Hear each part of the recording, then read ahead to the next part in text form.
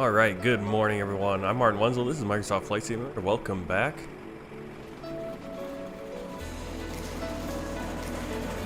And we're here for World Tour Flight 277. We're in Singapore at Changi, Changi International Airport. Singapore Changi Airport. We're flying over to Dili in Timor-Leste, East Timor. Presidente Nicolau on Lobato International Airport. We're going to be flying on Drukair Royal Bhutan Airlines Flight 900. The flight in real life is usually flown on the Airbus A319. We're going to be using the FlyByWire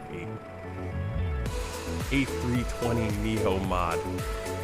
The flight also takes off. It's a red-eye flight, 2:30 in the morning. We're taking off early here, but the sun will be coming up. So we'll get a little bit of lights coming out of Singapore, hopefully. Have some beautiful sunrise, hopefully. And early in the morning in Timor-Leste. Long flight today too, so we'll be using some time acceleration. Let's get inside the plane. Get that music turned down so we can hear all the cool sounds of the plane and all. Alright, jet bridge doesn't seem to be coming out.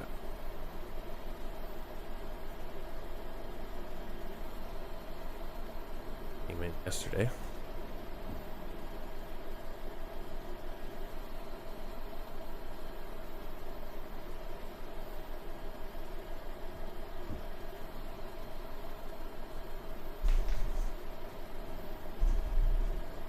All right, here we go.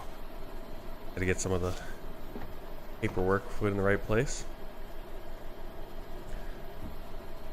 So we're gonna do our things. All right. Engine. We just want to make sure to do our quick safety check here. Hello. Hi, Captain. The terminal staff are ready to send the passengers down. Can we start boarding? Yes, start boarding whenever you like. Excellent. We'll get started then, and I'll let the rest of the crew know we're ready. It might take a few minutes for the passengers to start arriving, though. EGSX doesn't take that long. Compared. And we only have one cargo door that you can use. Alright, so let's do our safety check. We got our master switches off for the engine, ignition selector normal, weather radar off, landing gear down, and wipers are both in the off position. Alright, batteries check off. Go on this overhead. Okay. Batteries are both off. Voltage are both above 25.5. Battery 1 on.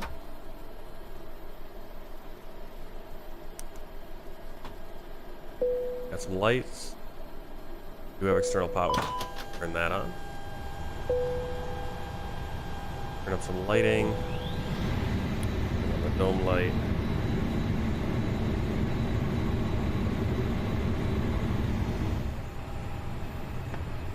Fire test. Master switch for the APU on. 3 seconds. And APU start.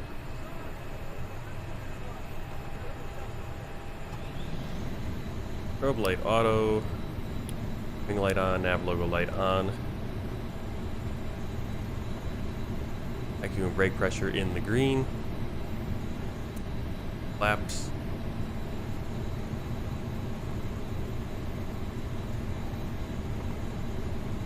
Are in the 0 position. Speed brakes are retracted.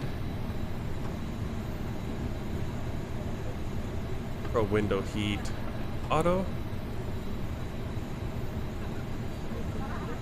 Air condition panel, we got no white lights. X-bleed auto, temperature selector is set. Electric panel, check no amber lights except for the generator 1 lights. Generator 2, pump on for the APU. Vent panel, also no white light.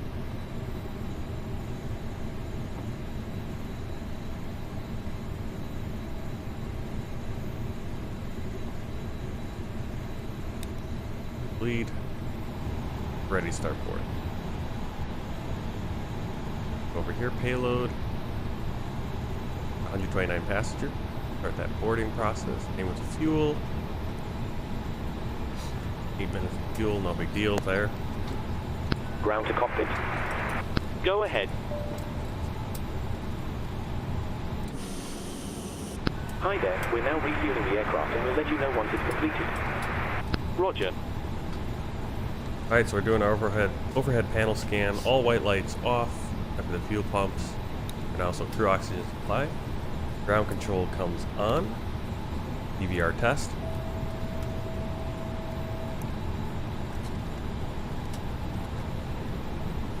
Lights. There. Captain, and purser. We'll keep it on captain and purser for the keyback panel. Steers are all 3 sets of nav. Strobe is auto, beacon off. Seatbelt signs will keep off while we're fueling. We'll turn on no smoking and the emergency exit lights. Armed. Cabin pressure panel, check no white lights. There, no white lights. Emergency exit light, armed, quick to that. Air conditioning panel, no white lights. Compute feed on. Expleet. Auto right there. Battery 1 and 2 off and then on.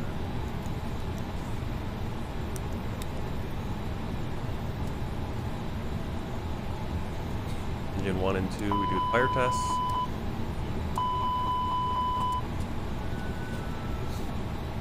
Audio switching normal. Maintenance panel. Check all lights are.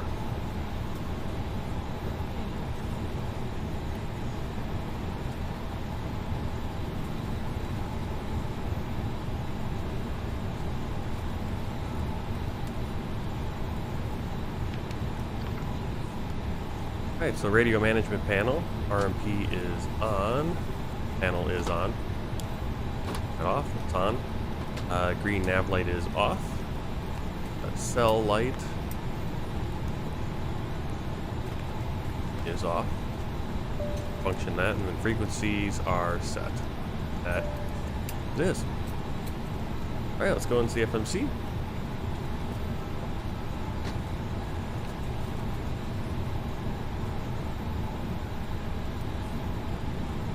Okay, FMGC. Here we got our nav database. We do have a leap 1A to fix, so I'm going to put it in on my.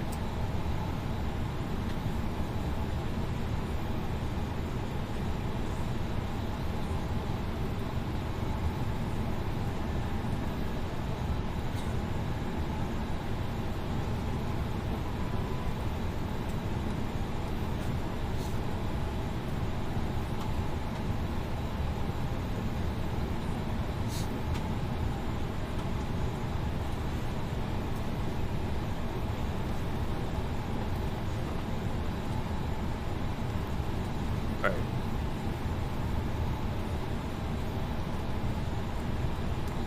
At page 1, we're going to request right from SimBrief, pulls it all in nicely. Uploaded progress. Whiskey Sierra, Sierra, Sierra, Singapore to Papa Delta Lima, which is Dili. And our alternate is Whiskey Alpha Tango.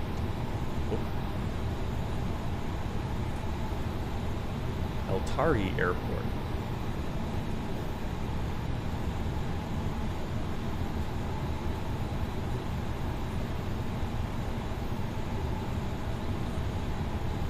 Okay, cost index of 40, we can actually bring up brief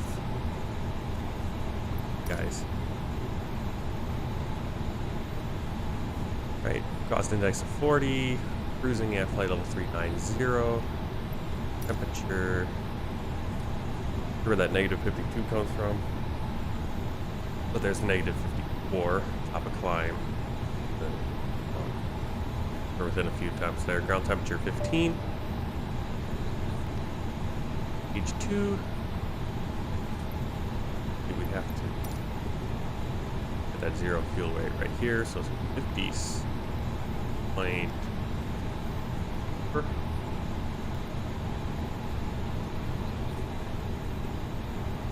Right over here, load 33.02. They're already on board. That was a really quick boarding process. 33.2. Actually button, I think.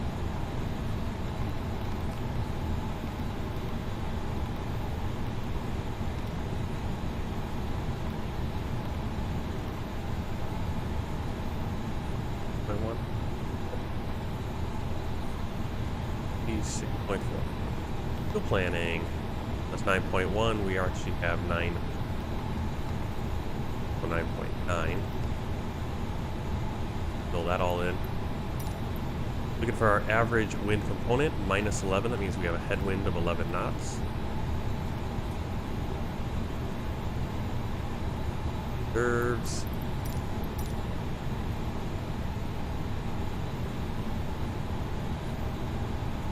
Outrigger.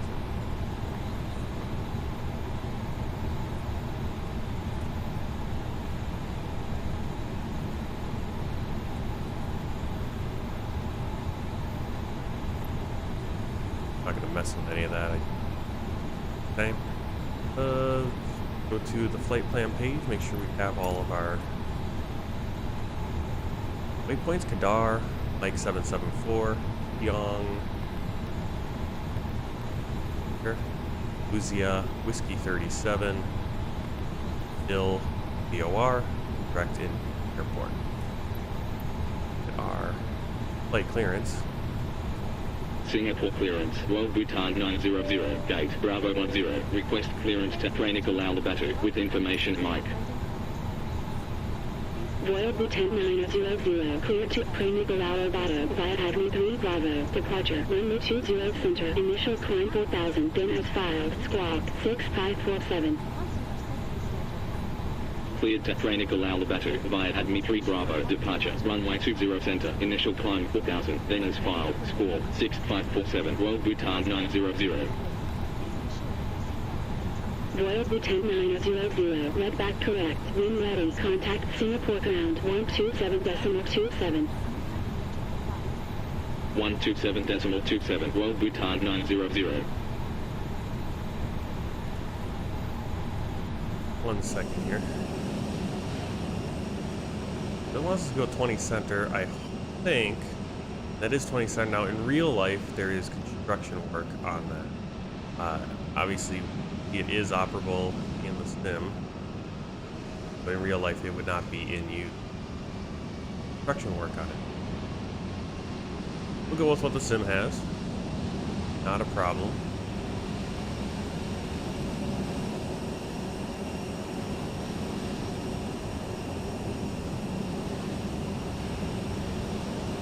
Hotas. Departure runway. Actually, I'm going to change. We're going to go 20 right. That's closer to that one. Be a shorter taxi. Well, I just don't want to use real life operating.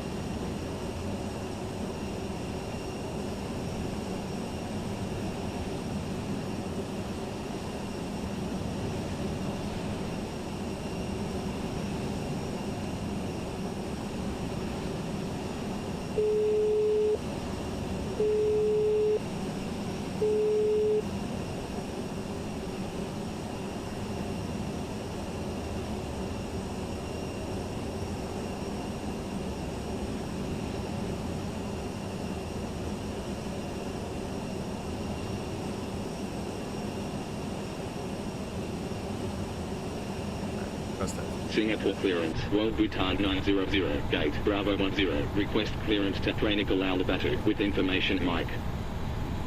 Royal Bhutan 900, clear to Nicolau Lobato, 1020 right, fly runway heading, climb 4000, squawk, 6547. Cleared to Nicolau Lobato, runway 20 right, fly runway heading, climb 4000, squawk 6547, Royal Bhutan 900. Royal Bhutan 900, red back correct, wind ready, contact Singapore ground 127.27. 127.27, Royal Bhutan 900.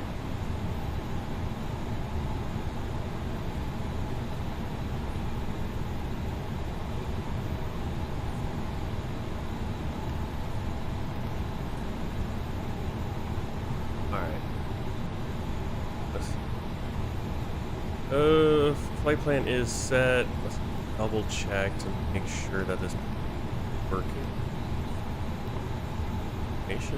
Singapore clearance, Singapore 510, heavy, gate, Alpha Q1, request clearance to Victor Oscar Bravo Lima with information page. mark. Singapore 510, heavy, clear to Victor Oscar Bravo Lima, via Moscow Bravo, departure, runway 20 center, initial climb 4000, then as filed, squawk, 6551. Variable wind. Clear to Campagoda, via Moscow Bravo, departure, runway 20 center, initial climb 4000, then as filed, squawk, 6551, Singapore 510, heavy. Singapore 510, heavy, red back correct, wind ready, contact Singapore ground 127.27. 27 degree. 127.27, Singapore 510, heavy.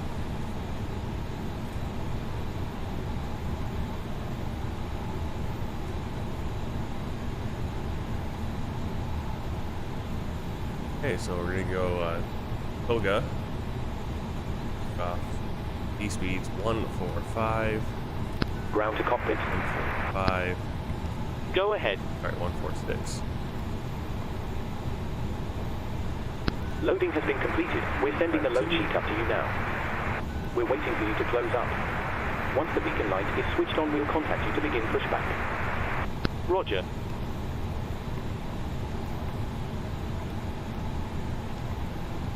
Flex temperature config 1. Hello. Hi, Captain. Okay, we've received the load sheet from ground. There's the passenger count, the crew count, and the total Singapore souls count. clearance, Singapore 516, heavy, gate, Thanks a lot. request Okay, clearance to looks Victor like we're all Charlie set to go Charlie with whenever you're information ready. mic. All right. You can close the doors whenever you're ready. Heavy, clear to I let Victor the crew Charlie know. Glare Let's shield start. set. Departure, Light directors runway on. 20 center, initial climb 4000, then as filed, squawk, Anti-skid nose wheel 6557. steering on. Cleared to Major G Checking the support weather Charlie radar. goes in, via Off. Moscow Bravo, Wind shear departure, off. runway 20 center, initial PC climb mode selector. 4000, then as filed, Auto. squawk, 6557, System Singapore 1. 516, Obviously reporting heavy. on. Or standby. Or TCAS standby. Singapore 516, heavy, red back correct, wind ready, contact Singapore ground check the box. 127.27. And 127.27, doors are closed. Singapore 516, belts are heavy. adjusted.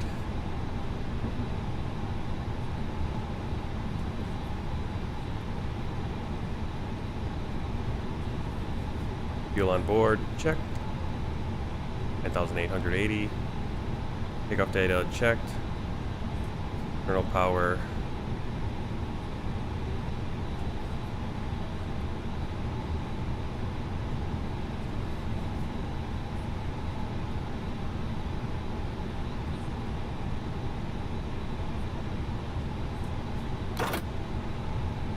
Off and disconnected. 4-star checklist down the line. Cockpit preparation completed. Gear pins and covers removed. Signs on and auto. Gears, nav. Fuel quantity 9880 kilos. Takeoff data set. Arrow 1009 set. Out to the line. Our pushback clearance. Singapore ground, Royal Bhutan 900, gate, Bravo 10, request pushback and startup. Royal Bhutan 900, pushback and startup approved. Pushback and startup approved, Royal Bhutan 900.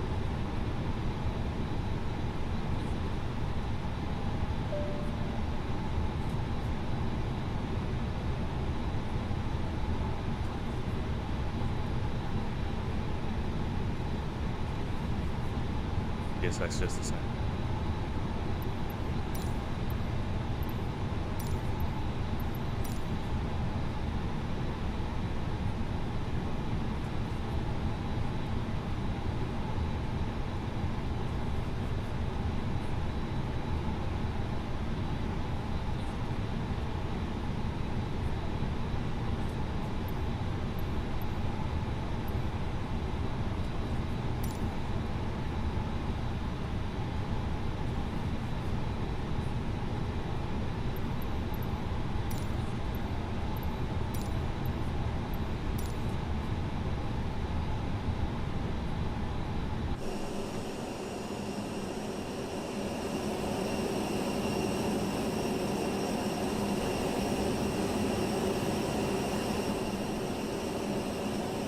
Doing here?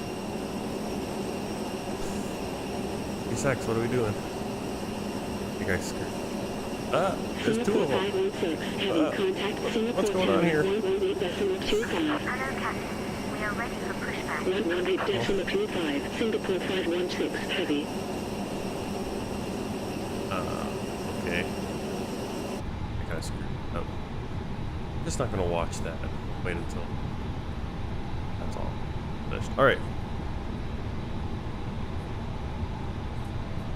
Alright, windows and doors are closed. Slides check armed. ECAM door page. Check beacon light. On. Ground to cockpit. Go ahead. Thrust lever has idles. Tow truck called. ECAM. Nose wheel steering. Just a reminder, if you're using software to track your virtual airline flights, you might want to start it now if you haven't already. We're ready to disconnect. Thanks very much for your help. Pin straight ahead and we'll see you again soon.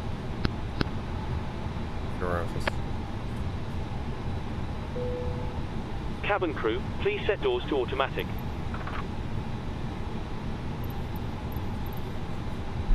Alright, we're gonna push back. Hill to the right. Locking gear.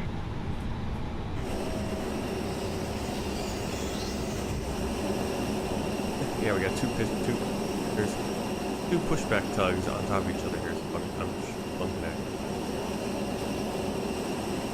Need like the other locking.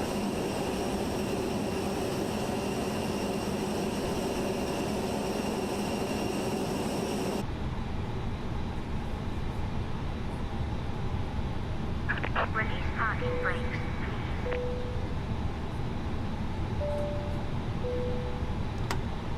Commencing push. All engines are clear.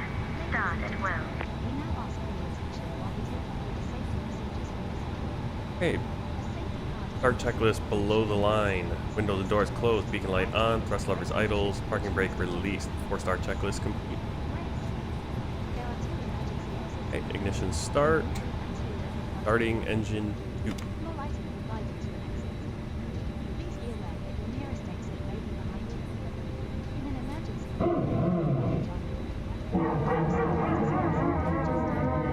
Get the fuel pumps. Checklist, right? Start the engine. Ignition. 22%. Fuel flow should start increasing. There it is. PT and then 1. Please set parking brakes. Singapore ground, Singapore 522, heavy, gate, Echo 5, request pushback and start up. Beautiful pushback. Singapore 522, heavy, pushback and start up approved. Pushback and start up Sometimes approved. pushback Singapore needs a little bit 522, of heavy. Singapore ground, Singapore 522, heavy, request taxi. Singapore 522, heavy, taxi to holding point 120 center. Taxi to holding point 120 center, Singapore 522, heavy. Singapore 522, heavy, hold position. Hold position, Singapore 522, heavy.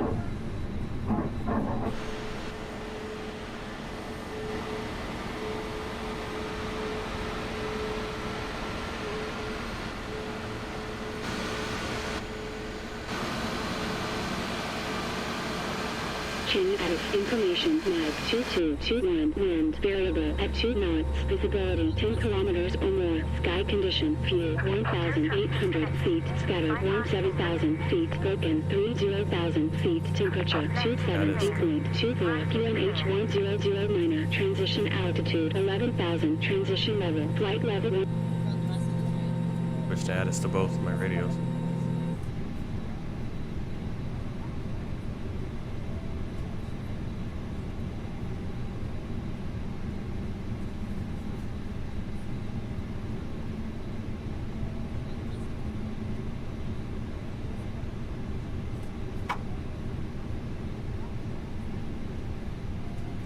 Engine mode selector normal, off, caster switch off, engine anti-ice, leave those off for now, ground spoiler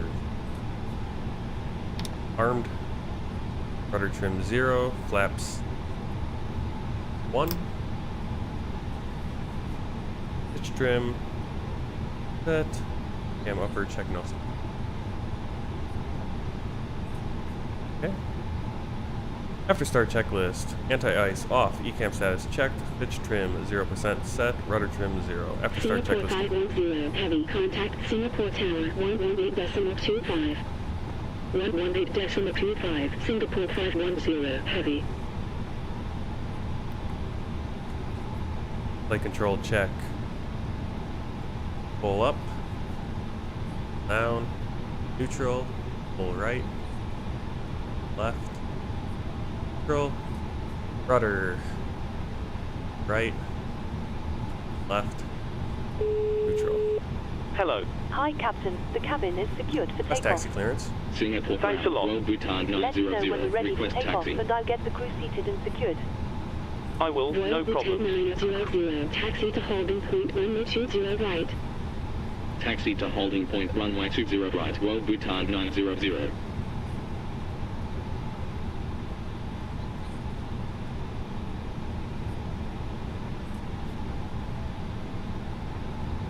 Oh, hello.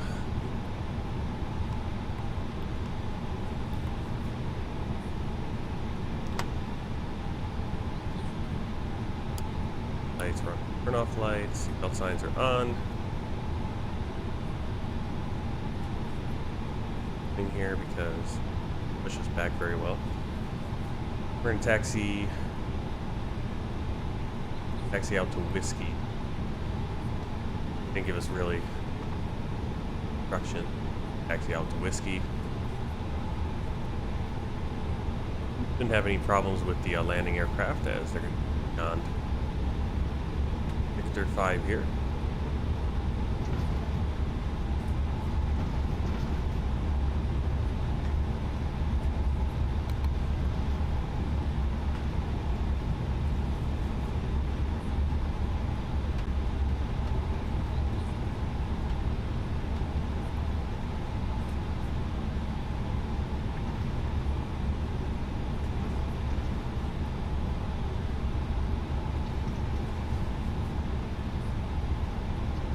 A lot of spacing there for these planes. Singapore 522, heavy, Unless contact that's one Singapore plane, Tower we just like saw 118.25. really big. 118.25, Singapore 522, heavy. Sometimes spacing can be an issue with the AI ATC. Victor right. Hop over.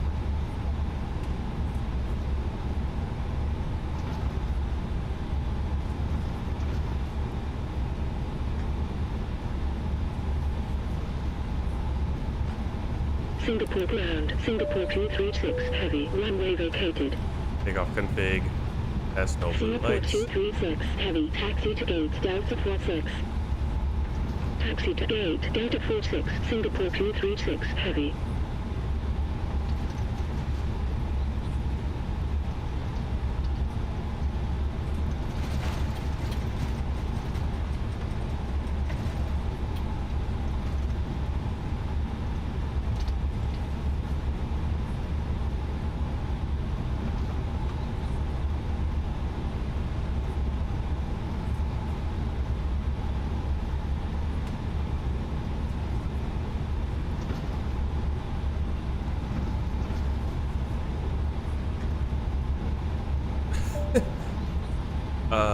Yeah. Well, when you have two planes, and now they're both going around too. Oh, no, one's one line. That is a little scary.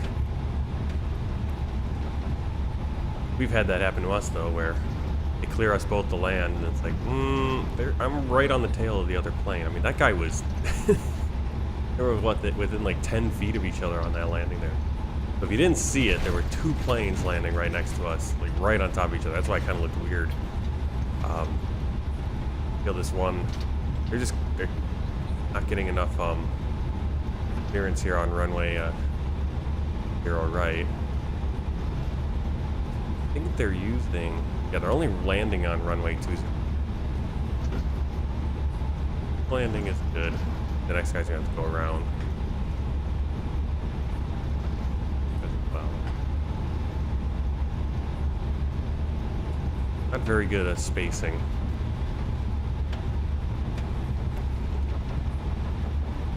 I don't know if that's a function. I think that's partly a function of the injection process, that it kind of injects planes in and then. But see, even if these planes are on within the area of the airport, FSHUD should be kind of spacing them out, which it does a decent job, but sometimes it doesn't. Guy's gonna go. Already realized I might be able to land. Guy's still on the runway. Singapore ground, type 40 minor, heavy, runway vacated. Type 40 minor, heavy, Just taxi to vacated gate, the runway. Foxtrot 60. Taxi to gate, Foxtrot 60, type 40 minor, heavy.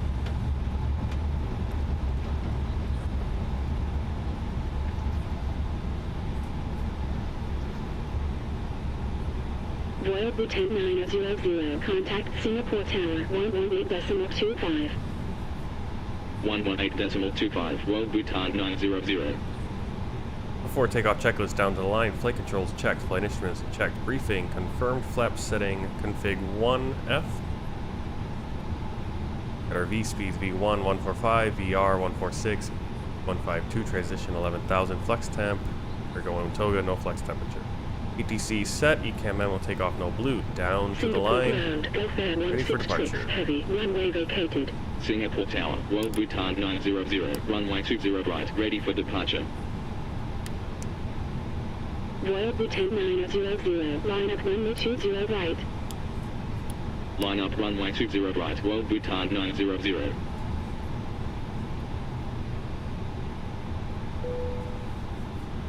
Cabin crew, please take seats for takeoff.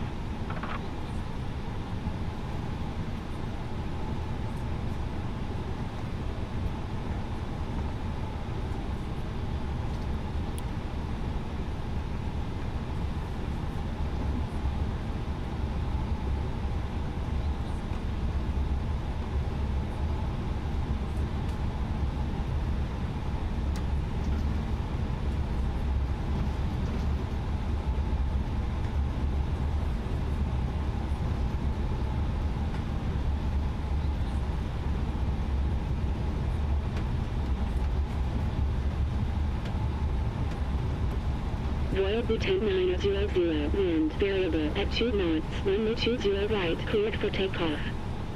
Runway 20 right, cleared for takeoff, Royal Bhutan 900.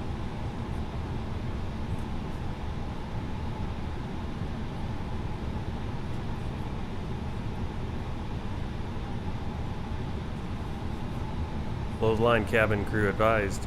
Gas Tara, engine mode selector, ignition, or normal, packs on, or takeoff checklist complete.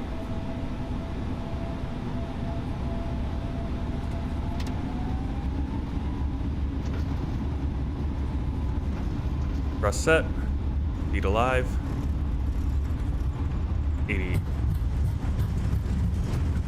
80 knots, 100 knots.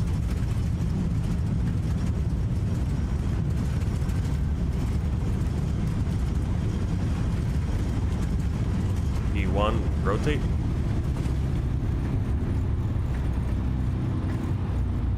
Positive rate. Gear up.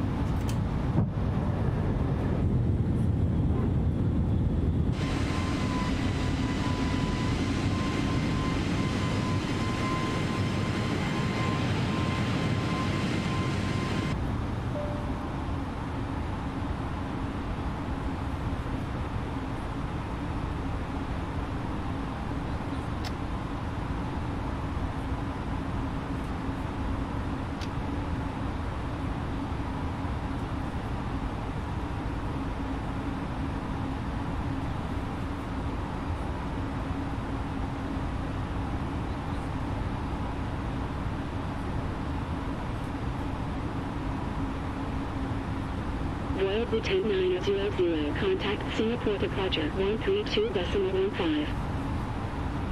132.15, World Bhutan 900. Flap 0. Singapore departure, World Bhutan 900, at 3000, climbing 4000. Cabin crew, you're free to move around the cabin.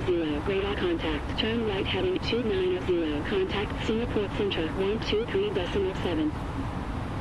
Right heading 290, 123.7, World Bhutan 900. Singapore Center, World Bhutan 900, at 3800. Royal Bhutan 900, radar contact, turn right heading 270, continue climb flight level 390. Right heading 270, continue climb flight level 390, World Bhutan 900. Thai Asia 351, continue descent 1500. Continue descent 1500, Thai Asia 351. Qantas 53, heavy, turn right heading 015. Right heading 015, Qantas 53, heavy. Royal Bhutan 900, turn left heading 290. Left heading 290, I'm supposed to fly World out on the Bhutan heading. 900. Correct that. They didn't give us a star, but they're vectoring us out, and vectors. Bad job by me there. That's my flying out manually, and I forgot that. Yeah, that's right. Right. Climb to 9,000 or 39,000. Another 0. We're gonna look back at the flight path. Contact following Port Center 132.6. 132.6, Singapore 522, heavy.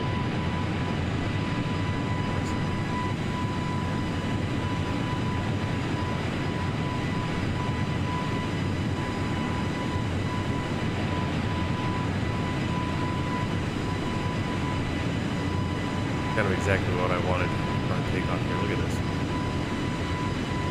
We got all those ships. 715 cleared Venice Lima 2 Bravo, arrival. Cleared Romeo Echo Sierra, Lima 2 Bravo, arrival 7159. Thai Asia 351, turn right heading 015. Right heading 015, Thai Asia 351.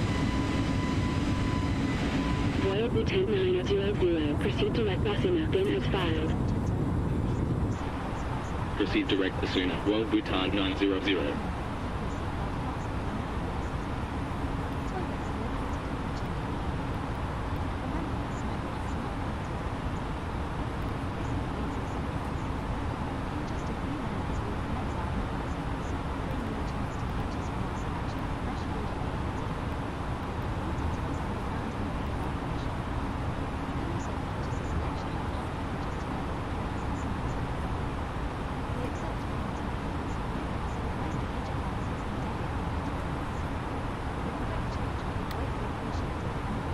Traffic.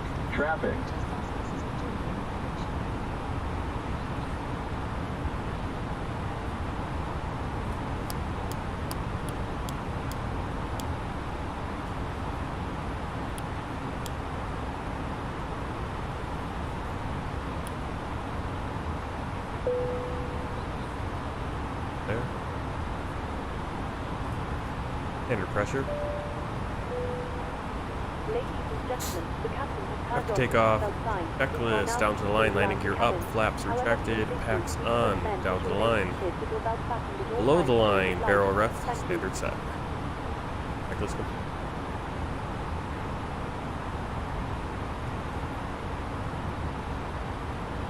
Basically.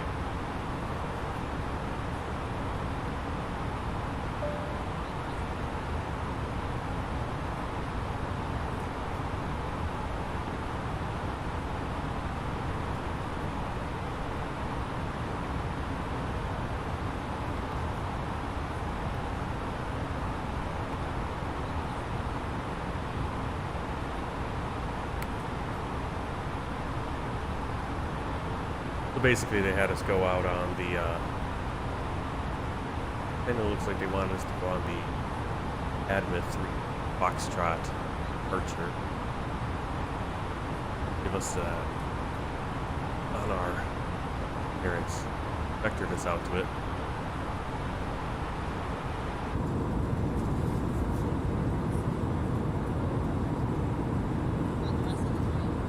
Singapore 9063 heavy, continue descent 4000. Continued descent 4000, Singapore 9063 heavy.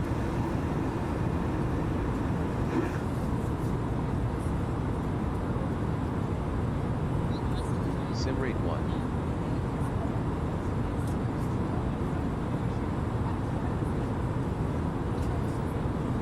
Singapore 9063 heavy, contact Kuala Lumpur Center 132.6.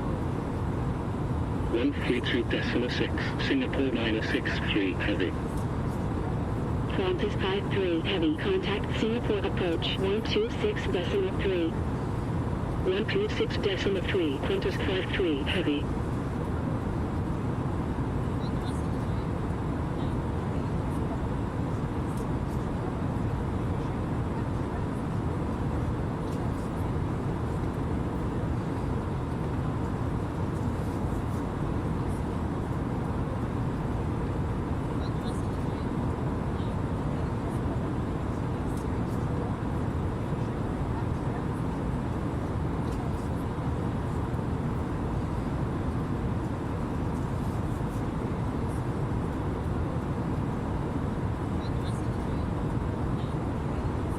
Red Cap 1729, continue descent 4000.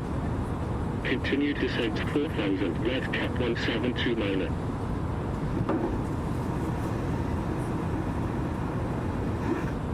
Emirates 352 heavy, cleared Baobab Lima 2 Bravo, arrival. Cleared Bravo Oscar Bravo Alpha Golf, Lima 2 Bravo, arrival, Emirates 352 heavy.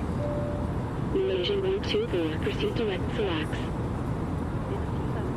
Proceed direct, Sierra Alpha Lima Alpha X-ray 124. Red Cap 1729, contact Kuala Lumpur Center 132.6.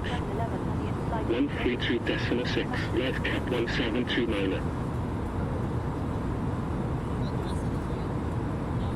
Thai Asia 351, contact Singapore approach 126.3. 126.3, Thai Asia 351.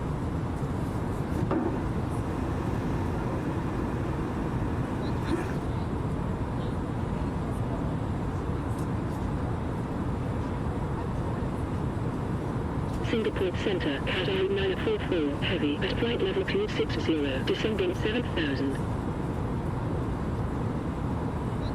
Cathay 944, heavy, radar contact, proceed direct Babag, continue descent 7000, QNH 1010. Proceed direct Bravo Oscar Bravo Alpha Golf, continue descent 7000, Cathay 944, heavy. Wagonair 268, continue descent 4000. Continue descent 4000, Wagonair 268.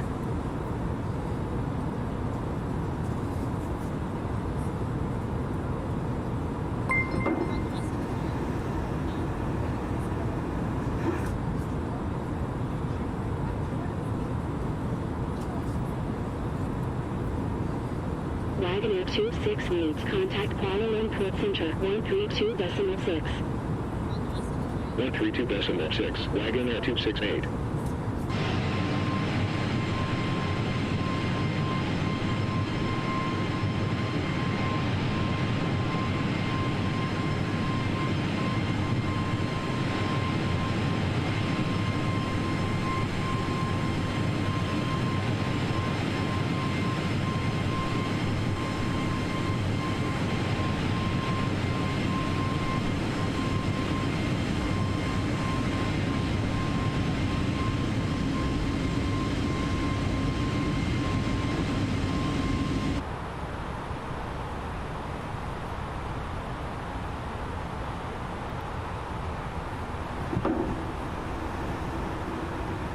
Beautiful sunrise going out of Singapore. Lima 2 Bravo, arrival.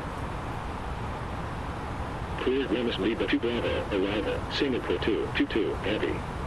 There. Still on our departure. Almost up to 25,000 feet. Barely, Red Cap 5411, contact barely left follow the import area. center 132.6. 132.6. Knew it was going to be a beautiful sunrise with all these clouds. Singapore Center, K-Mile 801, Victor Mike Romeo 8 Foxtrot, departure at 4,000. K-Mile 801, radar contact, continue climb flight level 330. Continue climb flight level 330, K-Mile 801.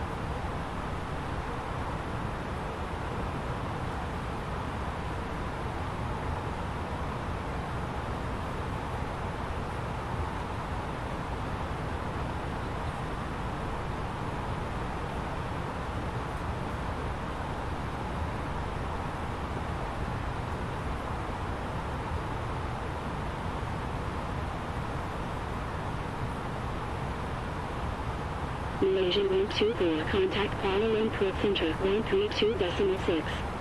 132.6, Malaysian 124. Singapore Center, Qantas 53, heavy at 3,500, climbing 6,000.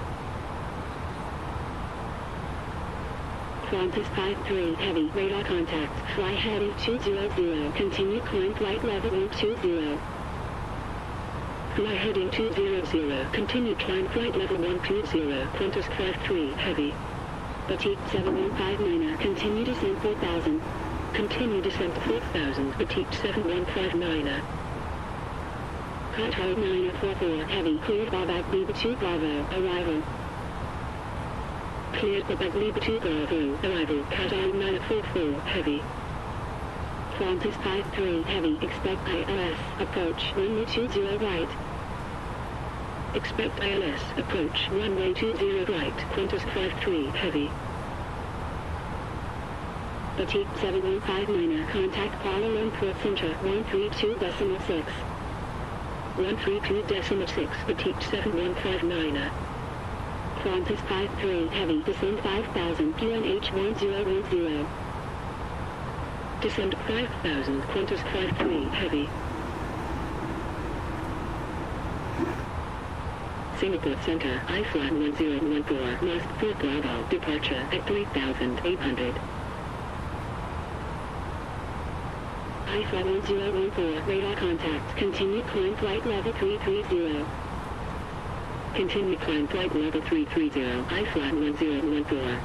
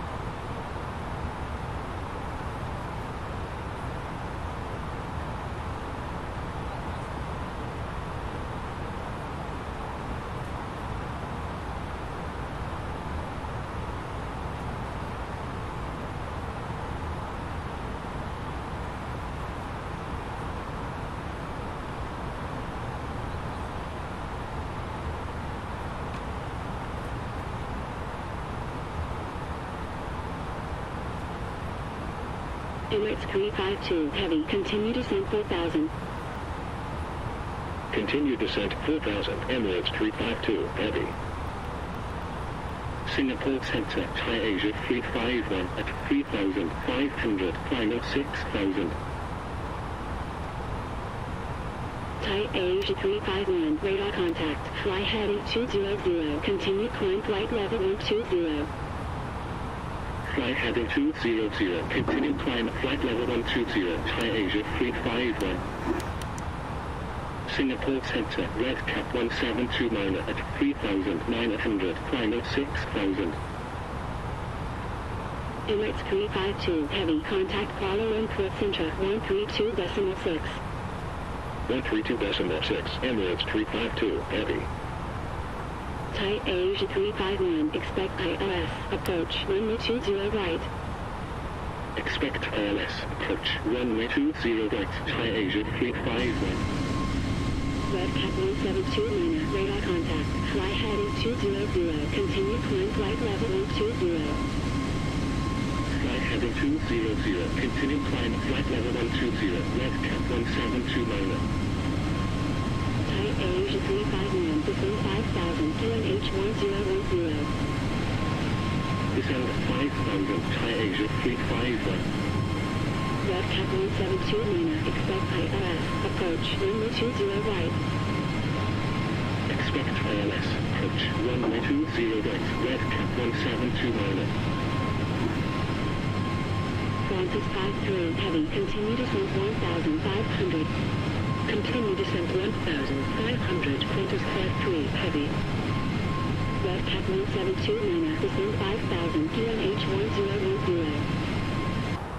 Descend 5000, red cap 172 minor.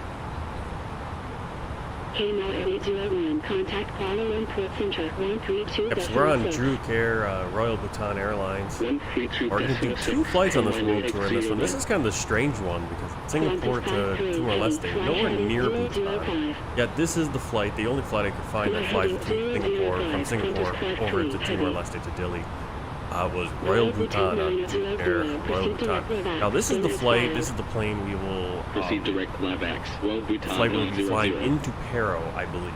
I always mix up the 2 airlines. I think both those airlines, well obviously both those airlines do. But we'll be flying into Pero using Drukair Royal Bhutan Airlines, and then we'll be flying out of Pero using Bhutan Airlines. I know both these airlines pretty well, or at least the liveries pretty well, because I did make I don't know if I ever uploaded them for the whole community in X-Plane. I think I dropped the ball on that. But back in X-Plane 11, I did make for the Zibo mod for the Boeing 737-800 Zibo mod over there in X-Plane, which is the plane I flew for every flight I did in X-Plane. I had, when I was doing my world tour and I was getting into Pero, I had to make a Drukair Royal Bhutan Airlines and a Bhutan Airlines, both those liveries. And those were my first 2 liveries I did. I think I did a total of 3. I also did Koryo, Air Koryo, when I flew out of Pyongyang, out of Shanghai. So those 3 flights kind of give me memories, and now we're flying them in the correct plane, especially here, or closer to the correct plane. Royal Bhutan Airlines and Bhutan Airlines in and out of Pero. Now obviously we're not flying to Pero on this one, but that will be flight 287, flying from Dhaka in Bangladesh up to Pero in Bhutan. And then obviously the next flight, 288, will be flying out of Pero over to Delhi, India, which is a little bit different. I think originally, or back in X-Plane, I flew from Pero out to Kathmandu, but we're going to fly out to Delhi, then we'll fly to Kathmandu. We're going to fly to a number of Indian airports this world tour. Looking forward to that, a couple of those flights, especially into Pero. That's a tricky one. I did not succeed at the landing, despite practicing it a few times in approach in X-Plane.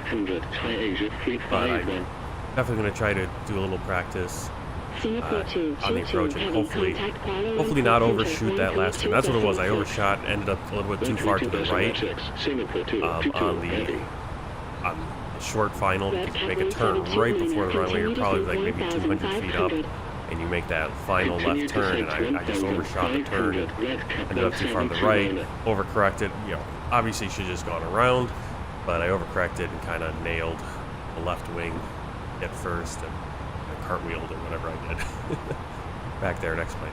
So we're going to try not to do that, and I've got, how many, I mean, that's only probably a month away, especially considering that we're going to knock out, we're going to get all the way over to Burma, to Myanmar. We got flights tomorrow, Proceed direct Tango Papa Golf 20. Sunday, Monday, Tuesday, Wednesday. So four more World Tour flights. Might possibly do one couple in the afternoon on this extended break I have here. 6 days off. We're on break day number 2. Knock out a few flights here. Continue climb flight level 330. Cruise through. So today we're going to get Timor-Leste, East Timor. Knocked off. We're going to get 2 flights in Indonesia the next 2 days, flying into Denpasar on Bali, and then over to Jakarta. Then we'll fly to Kuala Lumpur in Malaysia, then up to Yangon, Myanmar, Burma. Continue descent 4000, and then we'll kind of see how the schedule works out. I don't have schedule going forward from that, but next time I have off, I plan on probably go up to Cambodia, then to Laos. Making our way, I mean, probably by December, looking at it, by December we should be just about done with East Asia, and probably even finished. We'll kind of be in Sri Lanka, India area.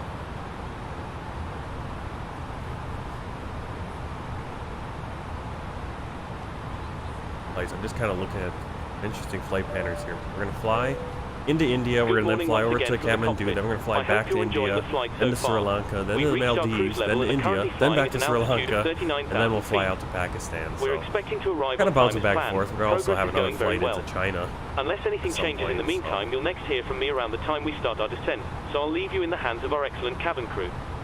Thanks very much.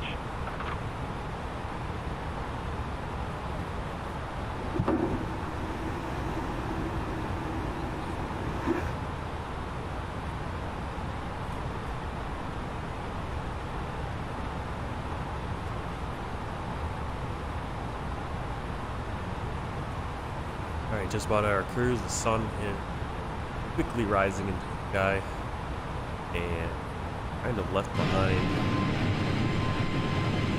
most of the land masses behind us. Also behind them. They're right there.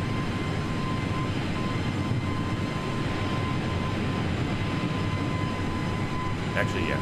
Now we're going to be a little bit, probably, let's say about 45 minutes, half an hour, 45 minutes until we get to Borneo. We're on the southwestern edge of Borneo, over Thailand, or Indonesia, and then we'll have a longer trek over to Timor-Leste. A really long flight, nearly to Australia. About 3 hours left, so I'm going to turn on 2x speed for time acceleration. And yeah, but enjoy the cruise. Sim rate 2. Sim rate 4.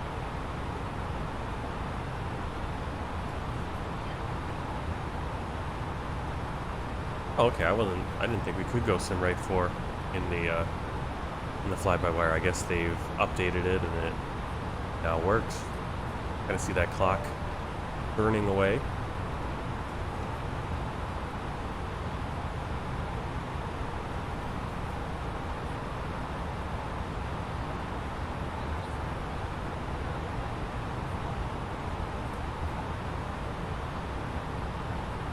Sim rate 2.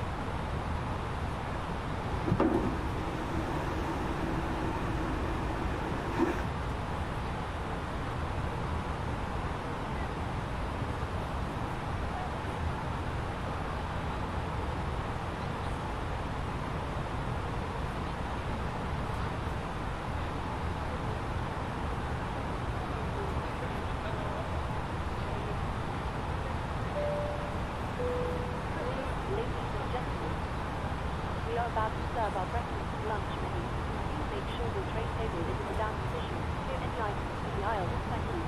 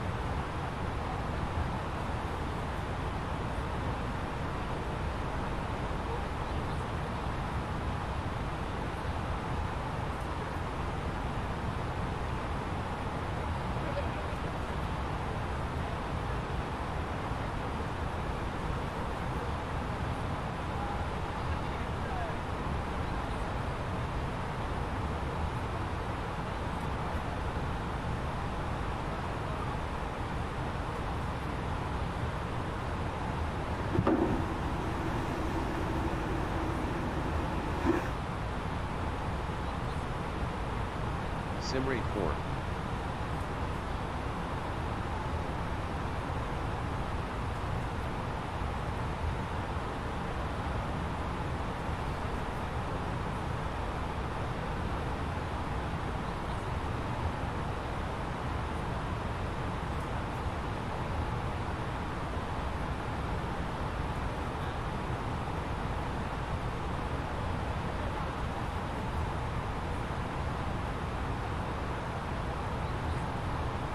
Sim rate 2.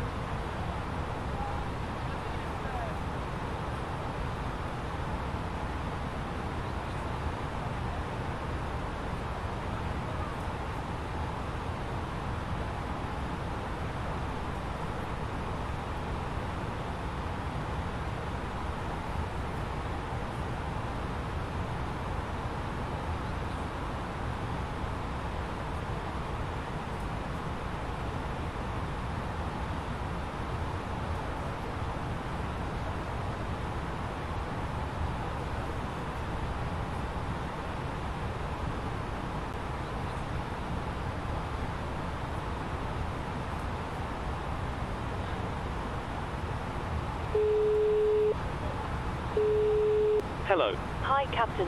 How are things? All good? Yes, everything is fine. Thanks for asking. Call me if you need anything.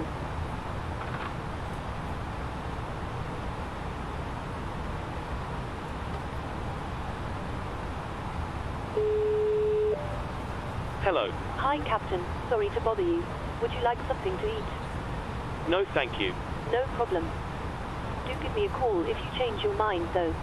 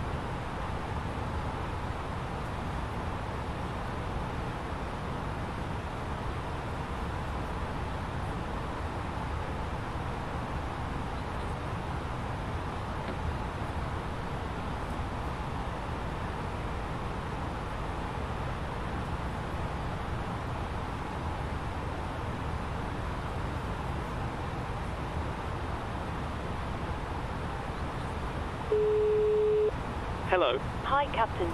I just wanted to come by and ask if everything was going okay. Yes, everything is fine. Thanks for asking. Give me a call if you need anything else. Ladies and gentlemen, take full advantage of your tax-free allowances today and make some amazing savings with our boutique range. In your in-flight brochure you'll find details of our award-winning selection of gifts, most with massive discounts, some of which are exclusive to you, as a self-loading cargo customer. Make the most of your opportunity to shop and save from the comfort of your seat. If you'd like to see any products, have any questions, or would like to make great savings, then just ask us as we join you in the cabin shortly. Thank you.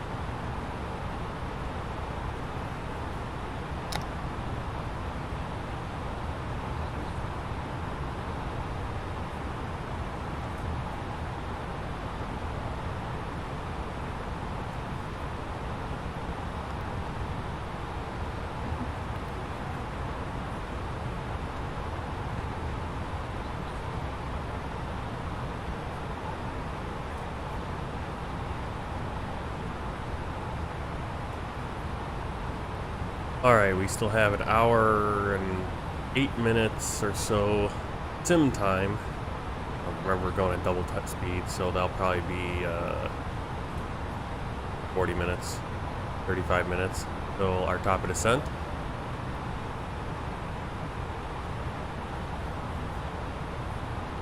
Hey, Ekaterina, welcome in. I saw you yesterday, I didn't say. I said hi to everyone, but didn't call you out by name. Yeah, we're at double speed right now, time acceleration, just because we're flying for a lot of empty ocean. You can see some of the islands. Flew over Borneo before. Flew Borneo off on our left. Oma Island. And the next one we'll see on our left will be Sulawesi. That's up to our north part of Indonesia as we fly through the Java Sea down to the Flores Sea. And on our right we'll have the kind of that long string of islands in the southern part of Indonesia. Just a wild, I mean, Indonesia is one of those wild countries. I'm really wondering, like, I have to look up somewhere what the distance between one end to the other is. I mean, I'm sure it's probably, I'm guessing, I want to say it's probably pretty close to what the US is from one end to the other, not including Hawaii and Alaska, possibly including Hawaii and Alaska. Apple juice, I've been here for like 55 minutes, just too lazy to chat or something. Well, hope you're enjoying the view. I mean, there's not a ton to see right now, but that's why I'm going double speed. One of the reasons I'm going double speed, time acceleration. There's not a ton to see when you're flying over pretty empty sea, but also because I only have so much time. I only have so much time to fly before everyone else starts getting up in the house, and already we're still pushing that time. I think it's worth it. I don't know how many hours I've flown in it. Actual flight hours, I'd have to look. You know, at least I'm looking at my looking right now at this plane, my world tour, and real time I've almost flown 460 hours real time. Now sim time, obviously I do use a time acceleration here and there, but real time I've spent probably at least 500 hours, probably getting close to 750. I'd have to look in, this Flight Simulator actually keeps track of your flight time as well. I know I've been in the sim setting up planes, practicing, doing all that stuff. I've used it for over 2,000 hours, and that's only my gameplay. I can only fly, do real gameplay, a few hours, a couple days a week, with the way my job is and family. So, I mean, if you look at it, I've probably put in, I always live by the idea that if I spend $1 for a game, I should get an hour of gameplay out of it.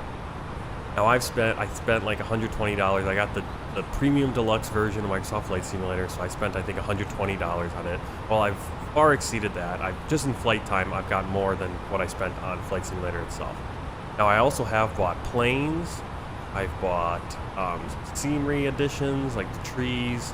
I've bought, so I'm probably gonna say, this kind of hurts to say, but I'm gonna estimate. Let's say I've spent like $500 all set on things for Microsoft Flight Simulator that I didn't have when I got Microsoft Flight Simulator. I think it's worth it. I mean, I've put in over 2,000 hours flight time. I mean, basically $1 for every hour of flight, maybe, I've put into this. And that includes also having Navigraphs, which is like $100 a year.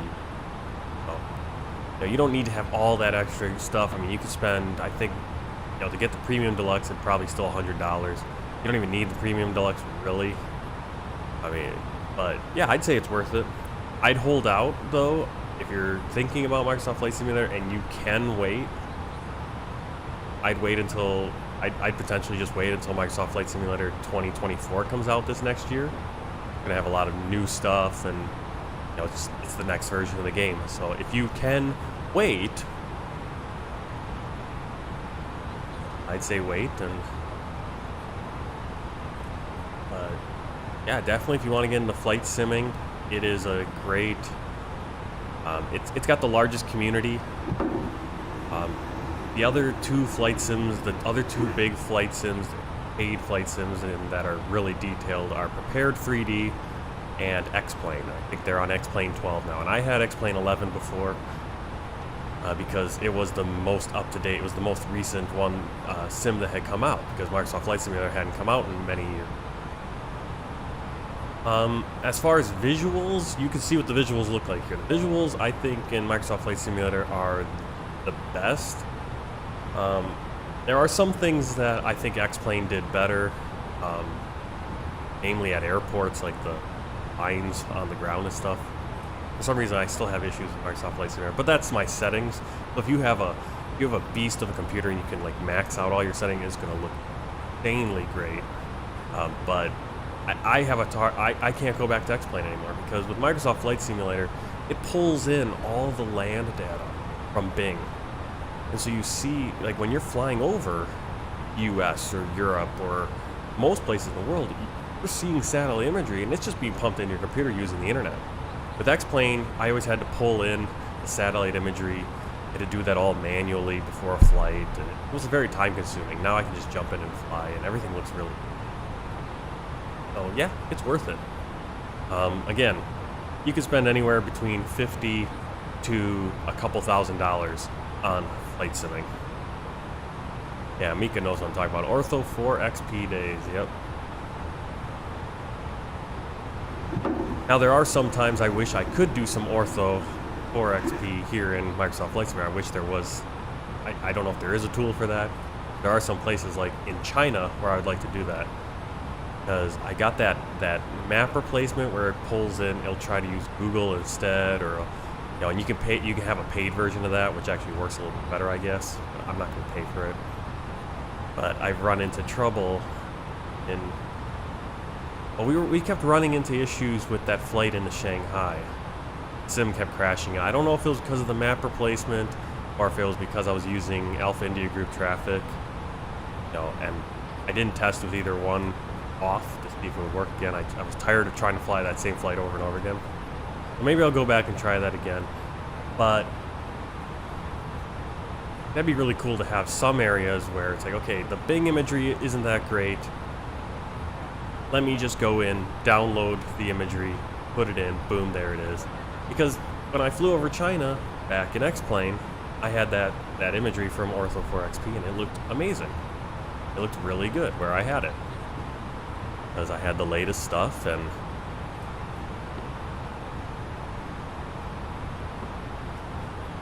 yeah, Microsoft Flight Simulator is worth it, especially at this point. I mean, we're 3 years in now, or this is the fourth year? Yeah, or going into year 4 here, because 2020.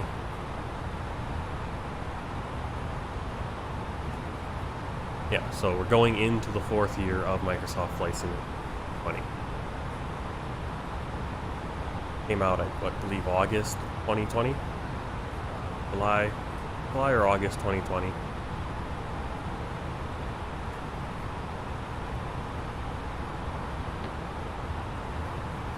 And yeah, I've sunk a ton of time into this sim.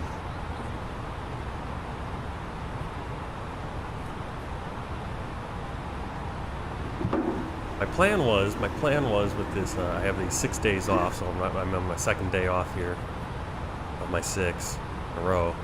I was gonna, like, in the afternoon fly a pilot's life 2, Ibex Airlines out in Japan with the CRJ. At some point I'm going to fly some flights. I was planning on, like, every day I'm gonna do this religiously, but I was on Steam yesterday, and they had a sale on Madden 24, Madden Football 24, and NBA Live 2024. Or not NBA Live, NBA 2K24 from 2K Sports. I don't think EA Sports makes they all get exclusive, and then they don't get as good. I mean, I'm looking at the ratings, the reviews, it's like overwhelmingly negative. Do not buy this game. I understand what the negativity is basically the game hasn't changed much over the years. So, but I picked up both of those. Like last night I was just playing Madden for hours. It wasn't as bad. I think I just had it sitting and we were doing other stuff. It was just sitting. So Steam says I was playing it for like 9 hours, but it was probably a couple hours. I'm kind of into that right now. Kind of getting into playing some sports games. Maybe at some point I'll stream stuff on that too. Once I get back into the rhythm of how to play those. Maybe we'll do some Madden streaming and some NBA streaming. That'll be kind of fun. See how it looks, the graphics card too. I'm hoping the stream looks better. Again, when I watch it on my phone, it looks amazing because my phone is my phone. It's tiny, right? The screen is much smaller. When I watch it on my when I watch it on my 4K TV, it actually looks really good too. When I watch it on any of my 3 screens right in front of me right now on my computer, it doesn't look as good for some reason. So, but like I said, I kind of turned up that sharpening a little bit. I think that's helped just a tiny bit. A few things, a few other tweaks. I'm just playing with it. All right. Yeah, I notice things, and it looks. It might be also. It's also when you can really notice. Like right now, it's not as noticeable because we are flying over kind of just ocean. But it's really noticeable when you're seeing detail. The detail kind of gets washed out and blurred. Especially at night, it looks bad. But I don't know. Maybe night looks bad on everything. I'm a little nitpicky. I'm just trying to make it look the best, and always kind of regretting getting the AMD card. I like saving the $300-400 I saved versus getting the NVIDIA. I know Mika's heard me talk about this over and over again. But anyway, yeah, so got about an hour to go. I don't know if that's an hour real time or an hour in sim time. Little thing up there. I think that's a little the estimated time above en route, ETE above on the overlay. That I think is real time estimate because we're going at 2 times speed. So see the clock over here rapidly going. Top of descent is a 144 Zulu. We got about 45 minutes or so before we get to our descent. Sim time, so that's about 20 minutes. Alright, there, off on our left, we can start seeing, that's where Makassar, Indonesia is, over that direction. That sounds familiar to me, Makassar. That's the island, I believe this is the island of Sulawesi, between Borneo and Sulawesi is the Makassar Strait. We're flying over Java Sea, kind of entering into the Flores Sea now. Flores Sea.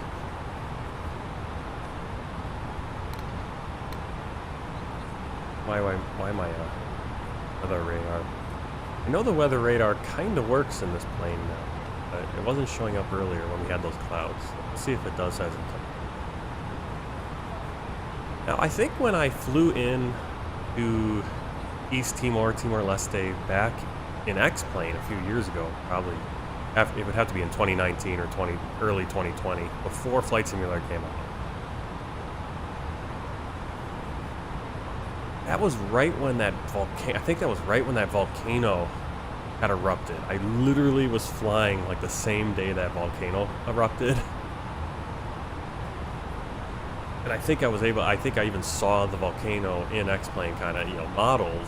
Obviously it wasn't spewing smoke and lava or anything, but you could see, oh, there's that volcano that's all over the news. That's completely blown up in Indonesia, Timor. That was really good. Timor-Leste is on the eastern end of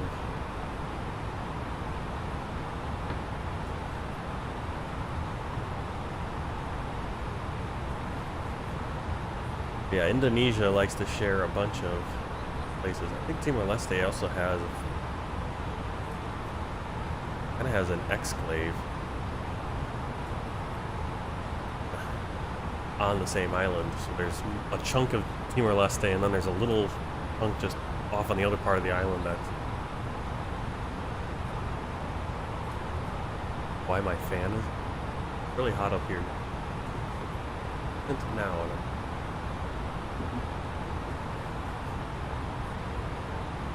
Timor-Leste.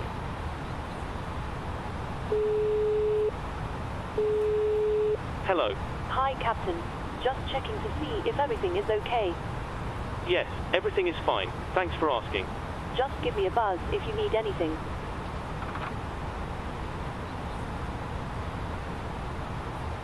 The thing I'm really looking forward to with self-loading cargo is when they get some more voice packs. I think I have like a German, a French, a few other things.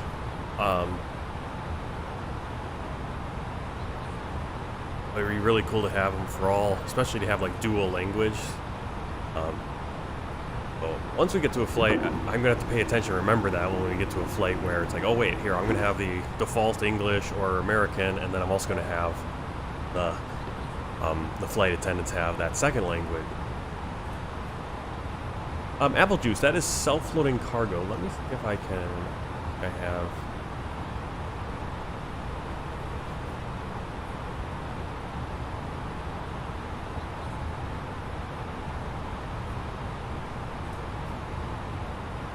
I don't really have my play up very well. It's self-loading cargo. I'm gonna have to.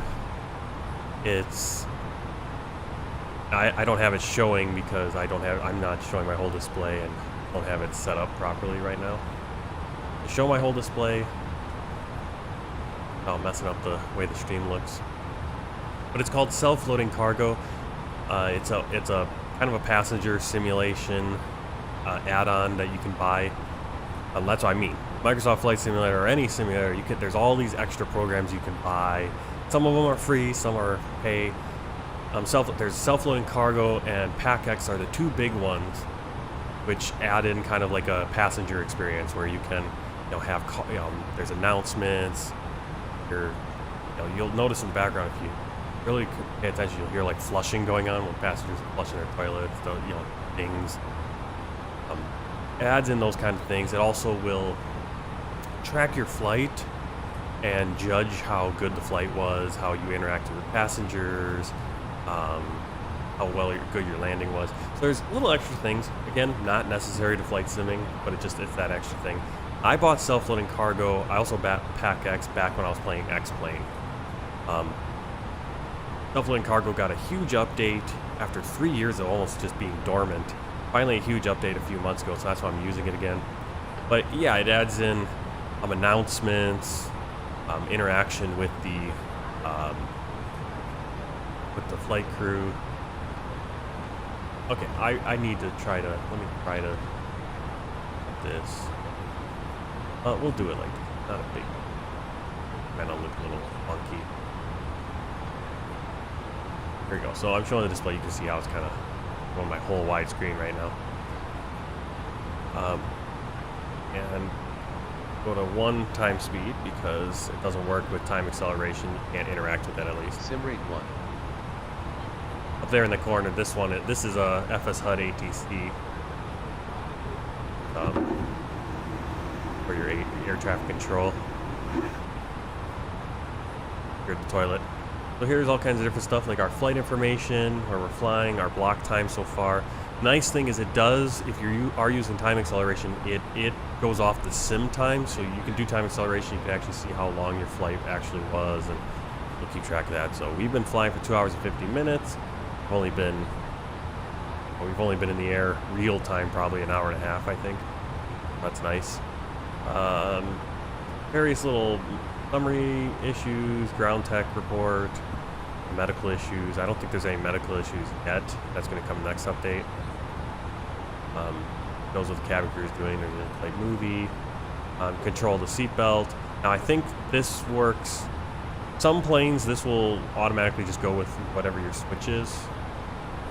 You have your. If I turn the seatbelts on, now it just switched.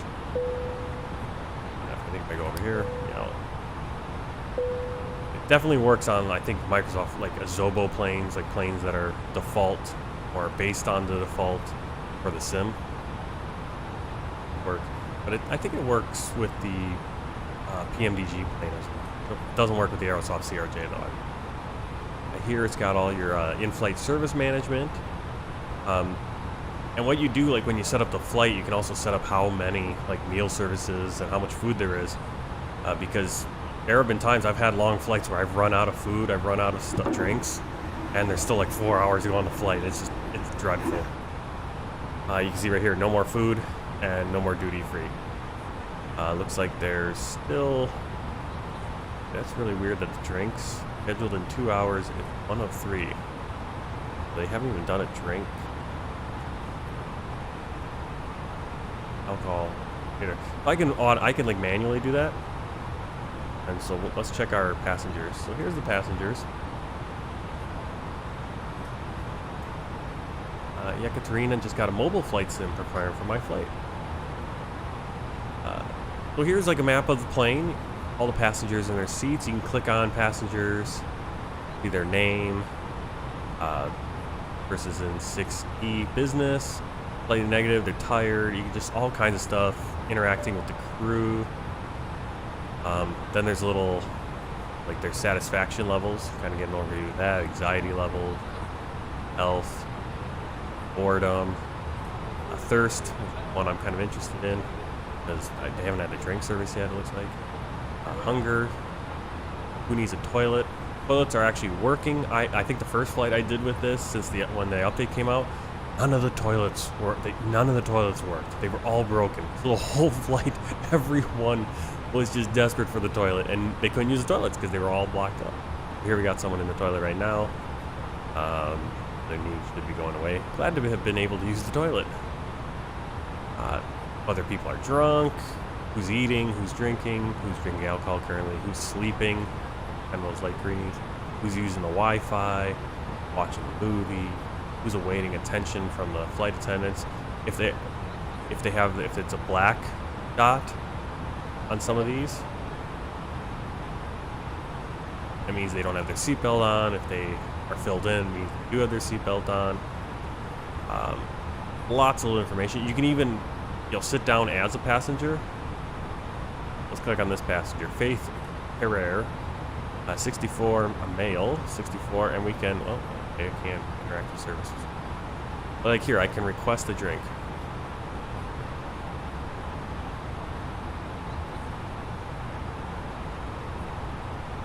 Request a drink? There we go. Request a drink. So you should hear a ding, and flight attendant will come over. What can I do for you? Possibly have a drink, please? Can't right now, but drinks are on the way, so it won't be long. Yeah, like an hour or something. So the Edgar Iverston is one of the flight attendants. You click on them and see what they are, what they're doing. There's a lot of cool little things you can kind of look at. The primary thing I use this for, almost more than anything, is just to get my real flight time when I'm doing time acceleration. It shows when I boarded, off the blocks, take off, flight time, block time, all that stuff. So it's a really kind of in-depth thing. I think it's like $15 or something. It's not crazy. It just adds another level. There is another program. I'm gonna think scheduled in 2 hours. I need to land into it. So you can go here and manual. Let's give them some alcohol. Why not? We did duty free, no more food. We are about to serve our hot drinks menu. Please make sure your tray table is You can just barely hear her voice back there because I have the door closed on the cockpit, so we don't hear the message. We shouldn't hear the messages. We also have control over the toilet, so we can close the toilets down. I have it set, this little green dot means that they're automated, so they'll just do that. The cabin crew will do that instead of me having to worry about, oh wait, I'm landing, I need to turn off those toilets. Same with Wi-Fi, which is, I mean, this is just crazy. It shows like your Wi-Fi bandwidth and everything, and how it goes up and down, and the connections, the effectiveness, like just crazy. Lighting, again, I have it all auto, but this again. Well, right now you can see kind of how the lighting is. And they got zones, so now it's very white because the lights are bright. I turn it down, now the lights are off at zone 1. I adjust them.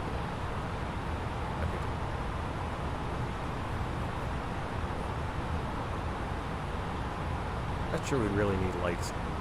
Have the lights on a flight like this? I suppose because people are gonna have their windows shut and all. Alright, now you can see they're serving the drinks, and so where it's pink, they're serving them. There's a little cart right in front of these flight attendants. So it's pretty cool. I mean, you could spend a whole flight real time just watching the interactions going on. It's kind of cool. Let's see what else we got. Question. That's voice recognition. The cool thing with this too is like right now I've got it set that I click on something and it will play. But you could also do voice. You could actually make your own announcements. You can actually interact with the cabin crew using your voice commands. Cool. Yeah, like right there. Well, here it's got a whole this is a narration window, which tells you what people are saying. Settings and power, yeah. Well, that's that. Self-loading cargo. I know Passenger 2 is coming out right now, or is about to come out. And that is a kind of a similar kind of program. It's a little bit more in depth, a little bit kind of a mix of running an airline and having passenger interactions. I think PAC-X kind of has like a career mode where it keeps track of your career. Self-loading cargo, every flight's its own flight, I think, basically, and grades you. PAC-X will kind of keep track of, so if you want that, I mean, every single program has its own little thing. Self-loading cargo is kind of, it's just focused on passenger flying, whereas PAC-X has a quote-unquote career mode. And then Passenger 2, which is in development and is about to release pretty soon, has it seems like you can even set up your own airline and what you sell, like in the duty-free, what stuff you sell in duty-free, and what drinks you have on the plane. It gets really in-depth, it looks like. I'm not sure if you have to get that in-depth or not, but I don't know if it'd be nice to be able to like try it out for free. So if anyone's watching it has any connections. Alright, let's see. Ekaterina earlier was telling us about Borneo is split between Malaysia and Indonesia. Yep. Oh, and can I think of it now? Oh, Brunei. Yep. Who is from one of our viewers? I can't remember. One of you is from Malaysia, like right next to Brunei, like right on the border. Like when we flew out of there to go to Singapore, we probably flew house. But yeah, Malaysia, Indonesia, and Brunei actually on Borneo. Then, according to the government of Indonesia, its capital of Jakarta will be replaced with a new one on Borneo. I did not know. This November, Ekaterina is going to be flying to Uzbekistan to see her parents and celebrate Dad's birthday. Pretty cool. This November, well, we're not going to be getting over to Uzbekistan this November. Uzbekistan, we're going to get there. We're going to get there around Christmas right now. And the way I've got it currently laid out, probably around Christmas. We're going to be flying from Dubai, no, not Dubai, Kabul, Afghanistan, over to Tashkent International, Uzbekistan on AM Air. So,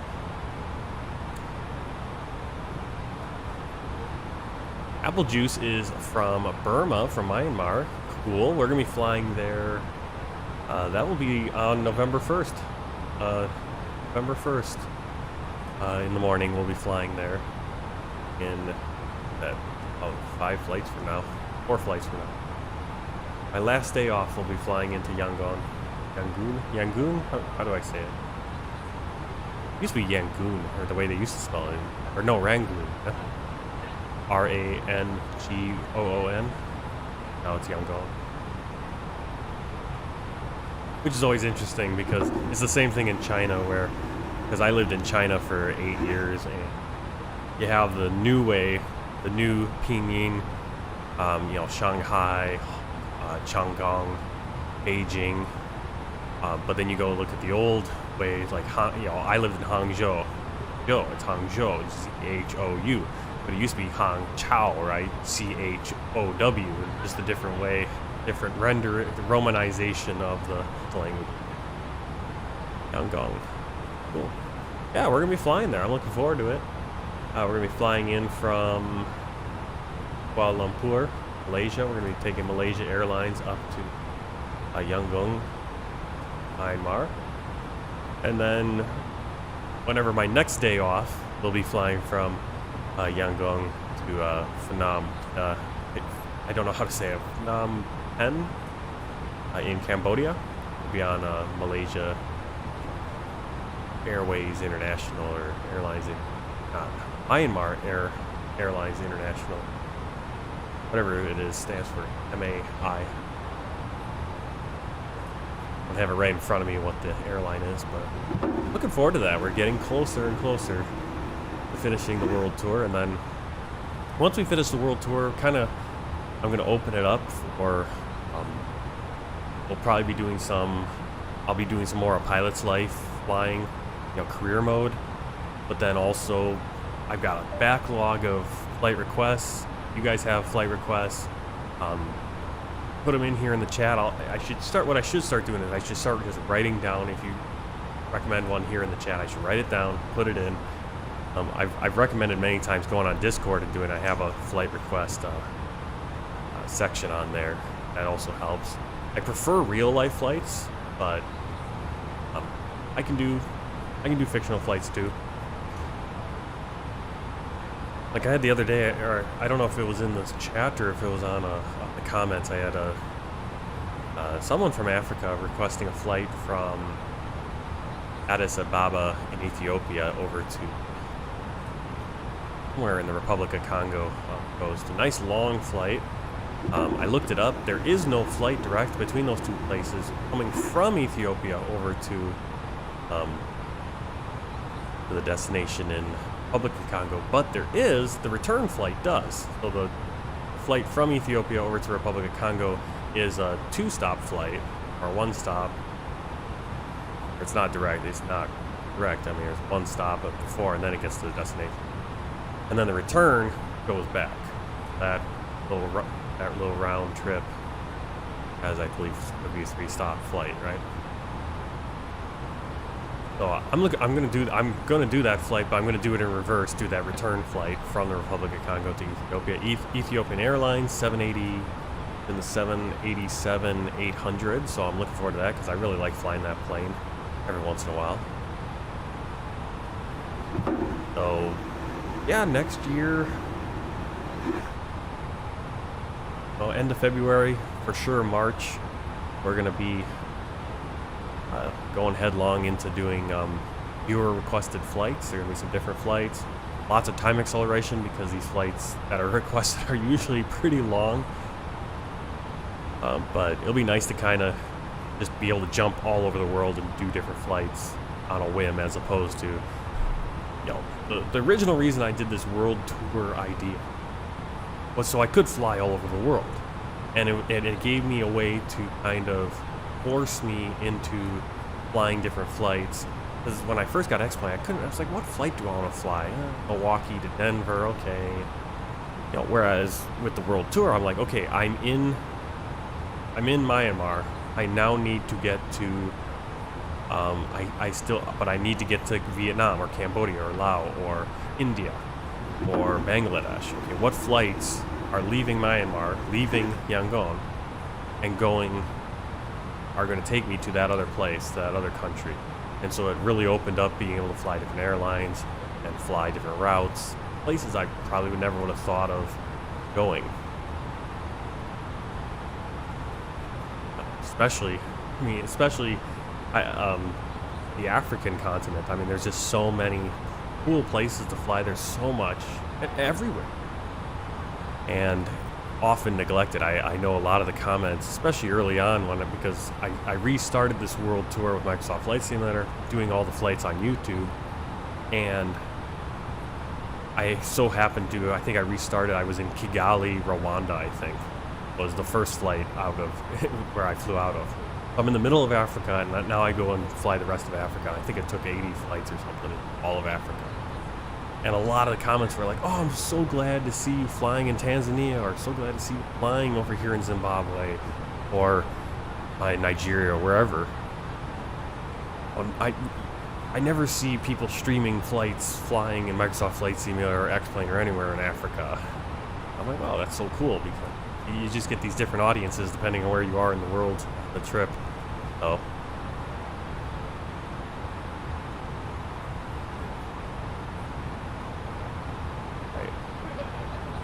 Well, let's... Getting close. Alright, it's 1:26. Descent is in 20 minutes. Give them let the crew know.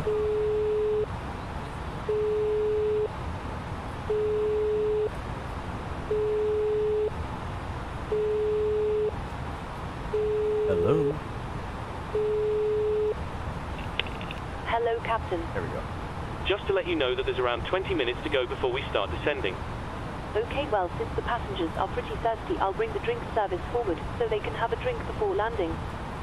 No problem at all. I like how she said that, but it's like I already started the drink service. But maybe she would have started the drink service now, because I told her. All right, now I'm going to tell the crew, or tell the passenger. Good morning once again from the cockpit. I hope you're enjoying the flight so far. We'll be starting our descent in approximately 20 minutes. The arrival weather forecast is looking good, so it should be a nice easy approach into the airport. We're not expecting any delays, so we should be able to land fairly quickly. Once we do begin our descent, please listen to the cabin crew carefully and pay attention to any instructions they provide. Please also monitor the seatbelt sign during our approach. Thanks for flying with us, and I'll speak to you again soon.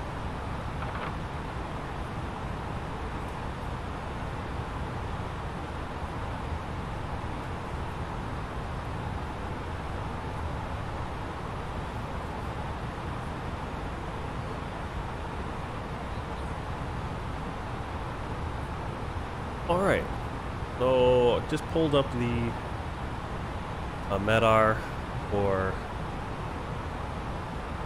Presidente Nicolau Lobato International, and we got VFR conditions, 26 degrees Celsius, 2 knots, variable, wind in variable direction, 2 knots, visibility unlimited, no ceiling, a few clouds at 2100 approach. Of course, this is service is used. Our station is 272 kilometers away, so coming out of, I think actually that's our alternate. Yeah, the MEDAR is actually coming out of our alternate, so it doesn't really help us very much. Let's see if I can get it here. Go into the MCDU menu, TSU, AOC, weather request. Get the weather for all of our airports. We don't really need it for Singapore, but our arrival and our alternate. Now let's see if we get anything for Papa Delta Lima. We are getting Alpha Tango Tango, but that's as our alternate. It's not really helpful to have our alternate weather Sorry for the intrusion. and not know what this weather is. Okay, the weather's good here. It doesn't mean the weather's I'd good love here. a That's why copy, it's an please. alternate. Thank you. No problem. I'll get it for you now. Message you.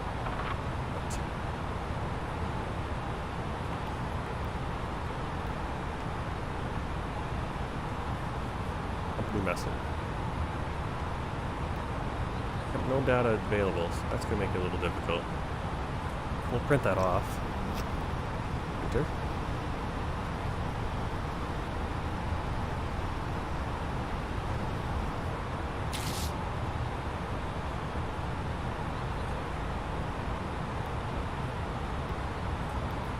I need it for this approach page.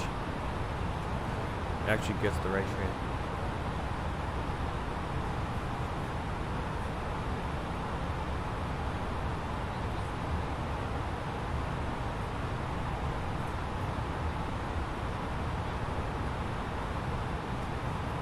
Not the right. I don't know where it gets that transition altitude. Oh, that's the transition altitude. That's the transition level would be 140. That's where you go from saying flight level 140 to saying 14,000 feet. But that'd be a transition level. Transition altitude, 12,000 feet, that's where we go from standard pressure, right there, standard pressure. We go to our local barometric pressure. Hey, following YT, welcome in. About 30 minutes to go here. Hello. Hi, Captain. Your drinks are ready. They're in the storage compartment in our galley. Thanks. No problem.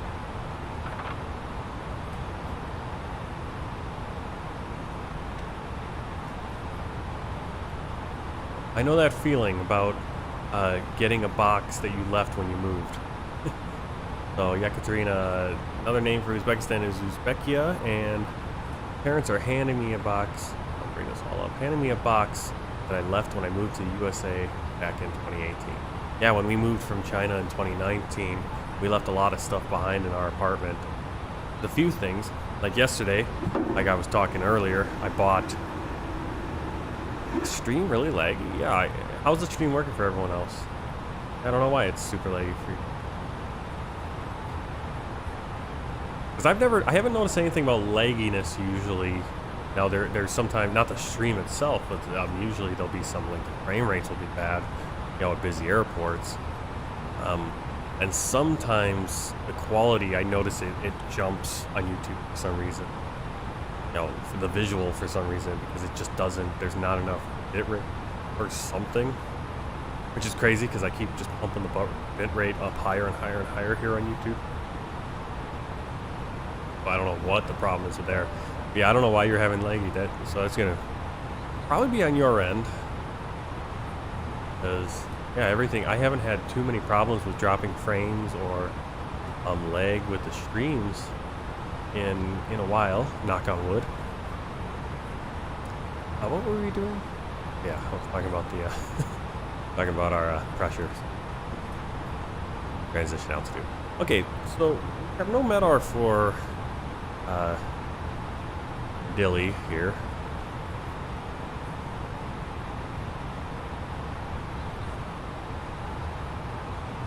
Frustrating.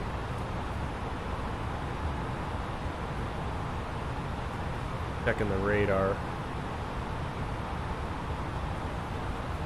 Issues that we have to worry about. Doesn't look like it, so we should be fine weather-wise, but it doesn't help us that we don't have our information. Can't get any ATIS. No. Will be. Can't get the MEDAR for MEDAR TAF then.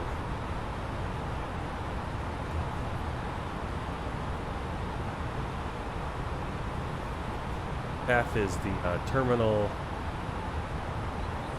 area forecast.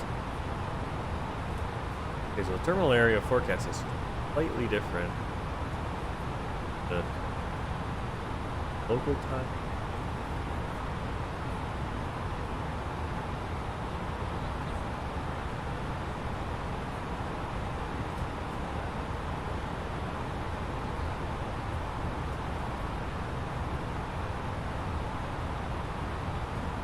Basically, it's saying weather. We have smoke. Oh, maybe there's some more volcanic activity. I don't know. But smoke, visibility 5 kilometers, wind 190 degrees at 5 knots. That's what the forecast says. It's all the same. Minimum VFR 190 at 5 knots. I'm gonna go with that because it's different than what we have here, where we have variable at 2 knots. So 190, 5 knots. We'll also adjust this depending on what FS HUD ATC gives us.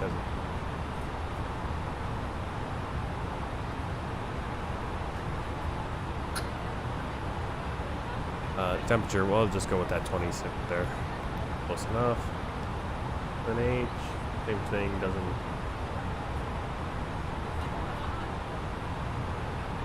At 101, which is standard. Calling YT, doing a 2-hour flight on my own from Miri to Kuala Lumpur, right?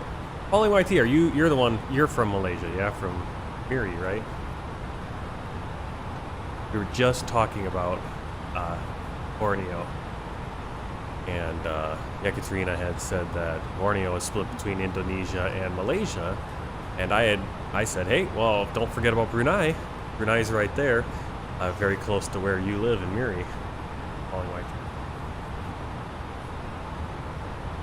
And when you said that you were flying from Miri to KL, I was like, oh, that's right. You're in Malaysia, because who else would you be?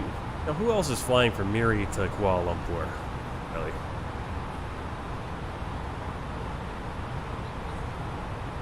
Be a nice flight.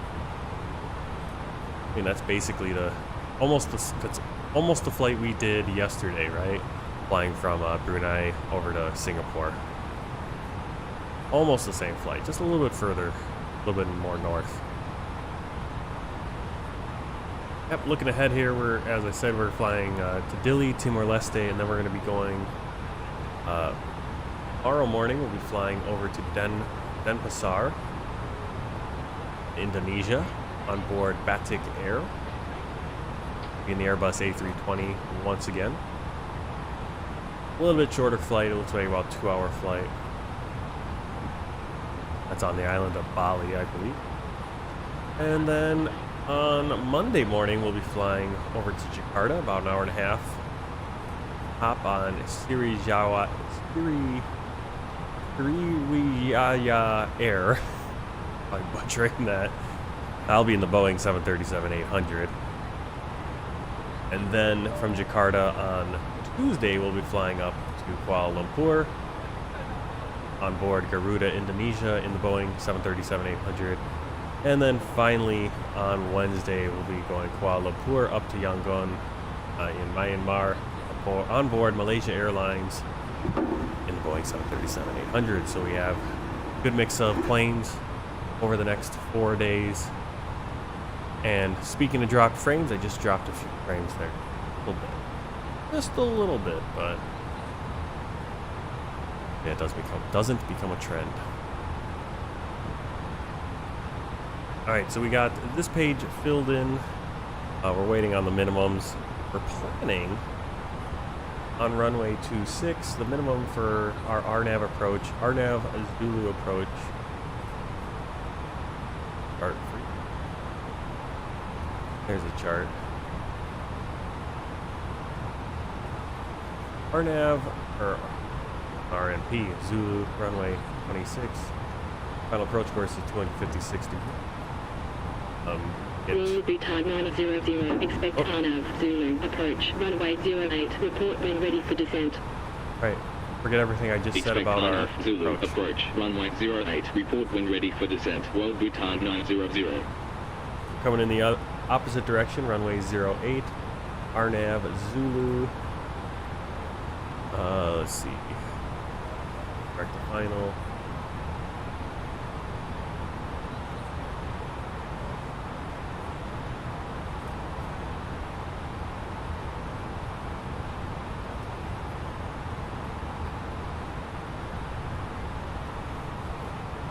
We'll go back on, we'll look at that chart, we'll look at the correct chart. Well, the flight plan, arrival, RNAV, 08 Zulu, no star, and no.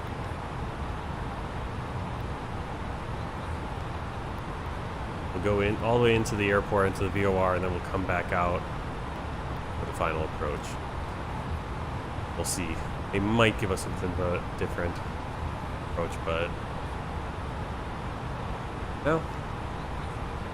I'll go back to that performance page and look at our chart. Now. There it is. There. Way to on chart.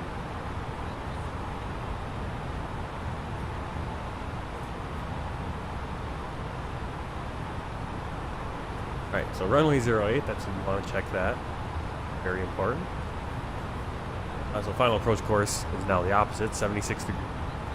At Delta Lima 735, we want to be at 2,620 feet. Our decision altitude, using the LNAV and the VNAV, which we will be, is 690 feet. Airport elevation is 29 feet, runway 21 feet. We have auto elevation. Really worried about that.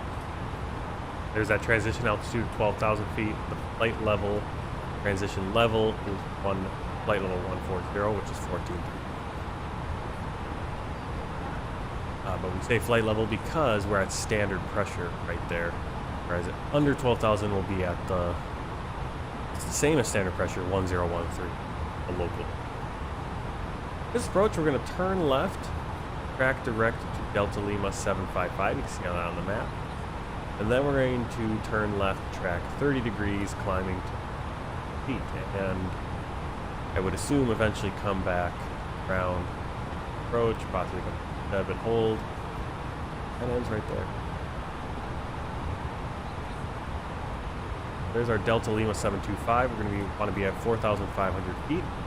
Then at Delta Lima 735, we're going to be 1,620 feet.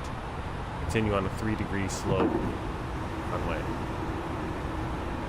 Again, decision altitude is 690 feet, or the height 669 feet. This is going to be baro. This would be radio.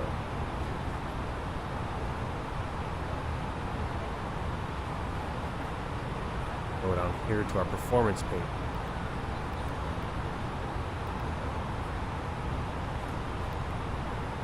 We got baro. We're going to put in 190. There's our minimum. That's where you put your minimums on the Airbus. A little bit different, obviously, in the CRJ and the Boeing. Here in the Airbus, A320, the fly-by-wire at least. This FMS we put right probably approach pay. 690 for our minimum. Don't believe. Go to the radio nav page. Put in our. Don't have it because we're doing RNAV. There is no frequency for the ILS or VOR. In fact, VORs in backup.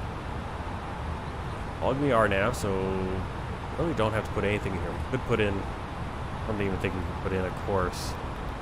We don't have a VOR. We could put that in. Not going to really help us. We're not going off of anything. That's it. All right, looking back at this screen, there's our top descent right there. 147, we're at 143, so a few more minutes. We should be getting clearance to descend. And the key point, we're looking for Delta Lima 725, we want to be at 4,500.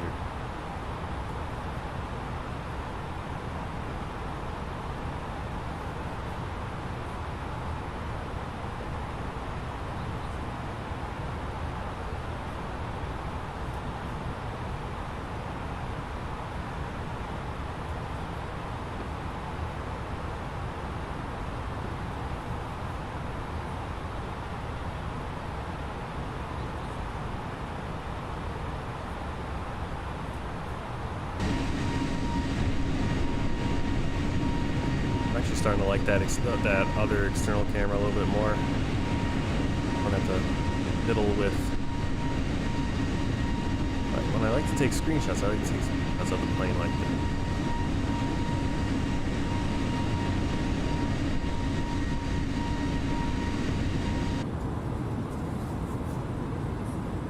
Okay, down on our south side, on the right, we can see.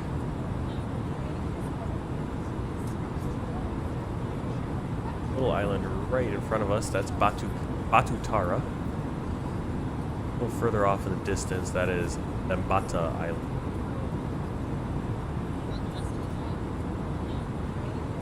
We'll have, next big one we'll see is Pantar Island, and then we'll have Alor Archipelago. Archipelago. I don't know how to say these names, these words. I can read them.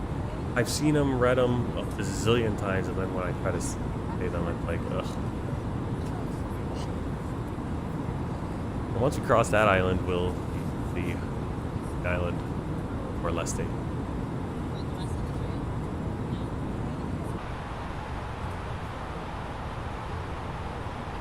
That might be the...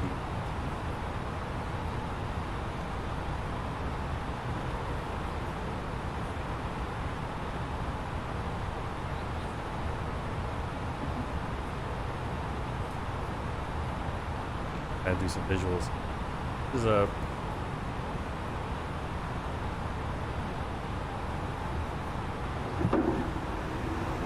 Here might be Pantar Island. Archipelago, Alor. That's it. We're gonna be flying over it, so Alor should probably be right there and then off. This is the island that Timor-Leste is on. Timor. There you go. So you have East Timor, which is the eastern part of the island. And let's see. So East Timor, Timor-Leste, comprises the eastern half of the island of Timor, of which the western half is administered by Indonesia. The exclave of Ukuse on the island's northwestern half, and the minor islands of Ataro and Jako. So we have, yeah, there's that exclave and then a few other islands, a couple islands. 2600 QN8 1012. Descend 2600, World Bhutan 900. Oh, I have to go all the way down to 20.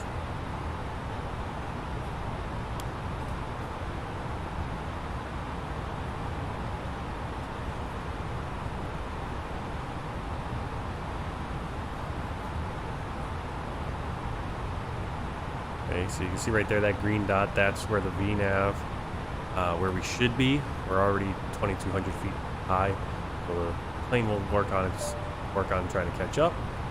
You see flight level 045, 4,500 feet. That is a constraint. And that right there is that pink dot, Delta Lima 725. Yeah, we can only go to 4,500 feet, 4,500 feet. Then at 735, we're going to be at 2,990 feet, again constrained. And it sometimes adjusts, so that's, what is the actual 2,620 feet for this one. So I don't know why it's, what it means when it's orange. Once again that's from kind the of cockpit. adjusting. As you may have noticed, we've begun it kind our of bounces descent. around a little bit. Depending on the destination air traffic, we should be landing in around 20 minutes. In the meantime, I will be instructing the cabin crew to get the cabin ready for our This arrival. one should be... Once that happens, the Yeah, seatbelt sign will be 2,620. illuminated and you will be required to stay seated and secured until after landing. If you need to visit the toilet, it may be worth making your way towards one now.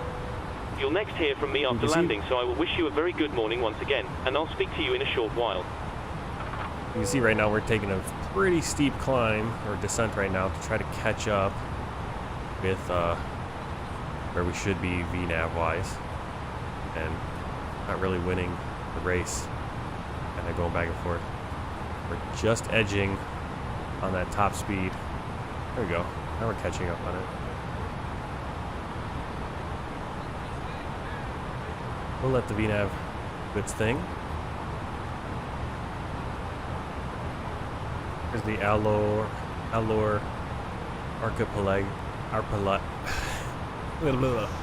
Archipelago. I think I'm saying that right.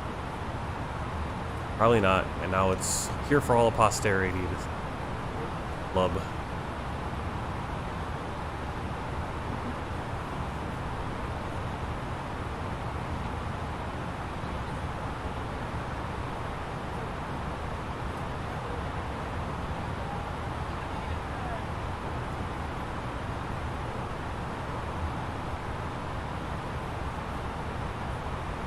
For our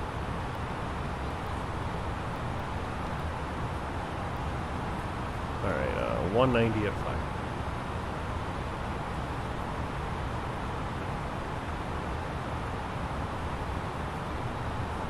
Arrow 10.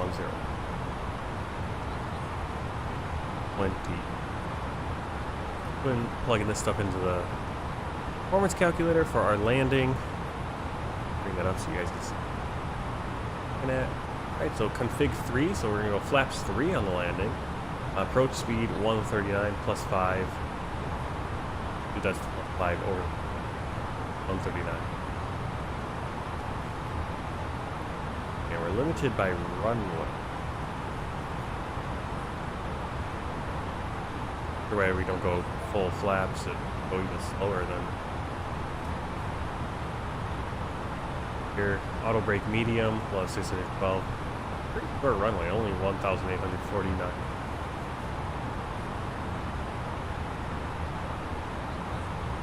But this is a real life flight that lands here, so yeah, 6,070 feet. So we need to get on the ground. Oh, I got everything.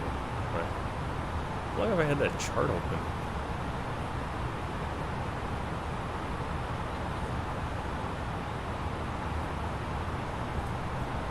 That chart open.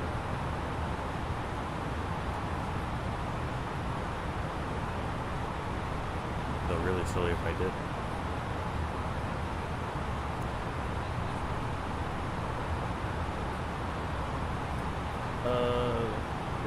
Yeah, 6,070 feet. So we're also gonna land. We're gonna pass by the terminal. We're gonna have to double back on the runway.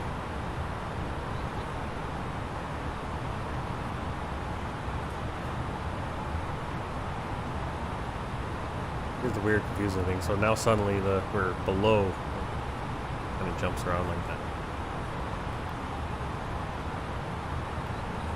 This as it like readjusts.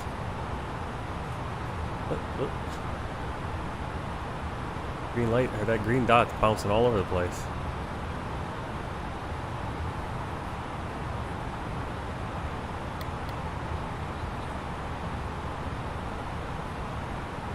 See there, our flight time.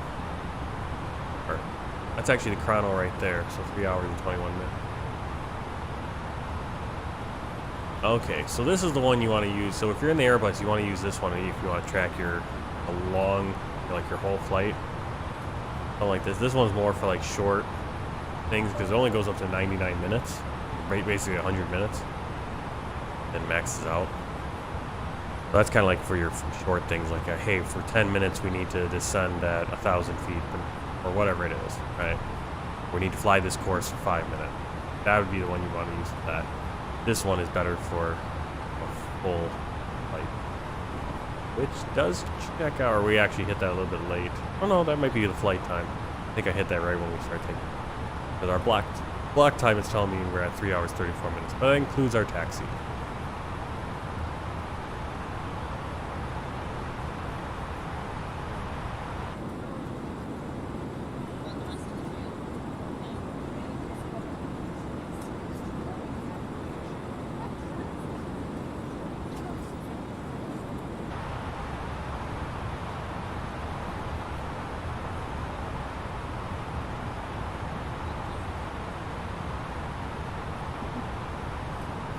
We're gonna go, can't use max auto brakes, we're gonna go medium auto brake. We're gonna be going full reversers, we're gonna have the spoilers out, all that good stuff for this landing. Again, I'm not sure why we don't go full flaps. We're only going to flap setting 3 for the landing. Why not go full flaps and less speed? And actually, I say all that because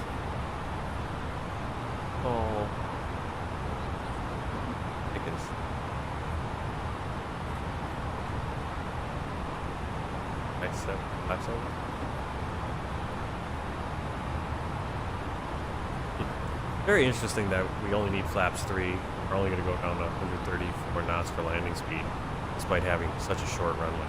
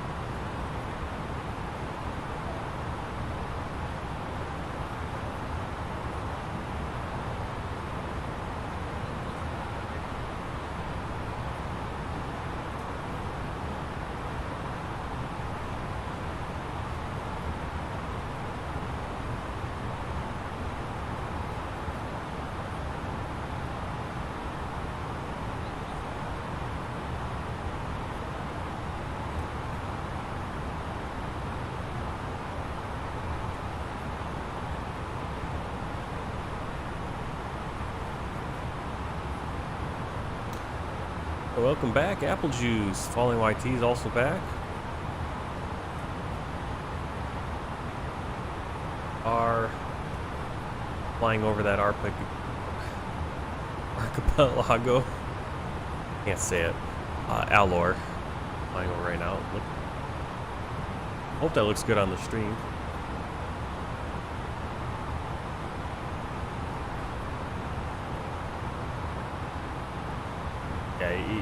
It looks a lot better. Oh, that actually looks not too bad. I think that sharpening is helping.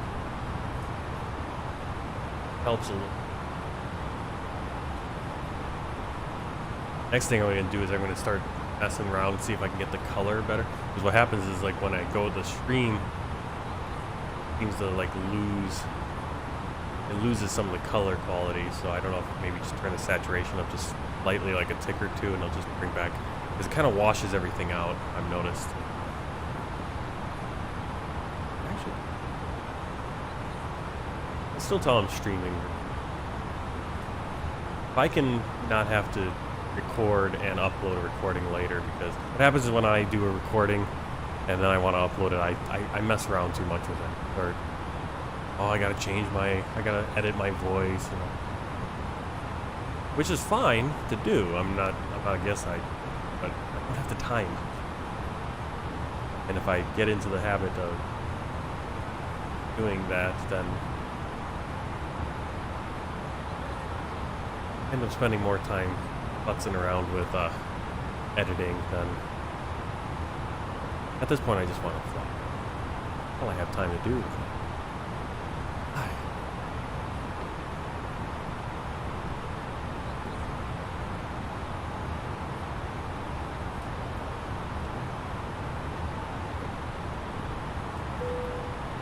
Cabin crew, please prepare the cabin for arrival.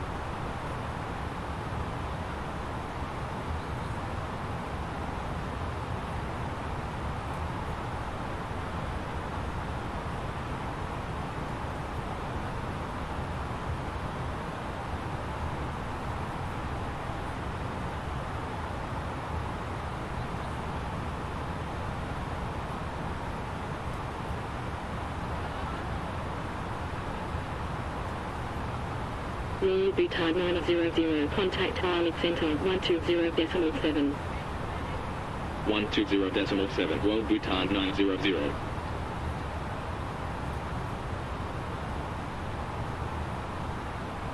Bali Center, Royal Bhutan 900, inbound Delta India Lima at 10,200, descending 2,600. Royal Bhutan 900, radar contact, proceed direct Delta India Lima, then as filed, continue descent 2,600, QNH 1012. Proceed direct Delta India Lima, continue descent 2,600, Royal Bhutan 900.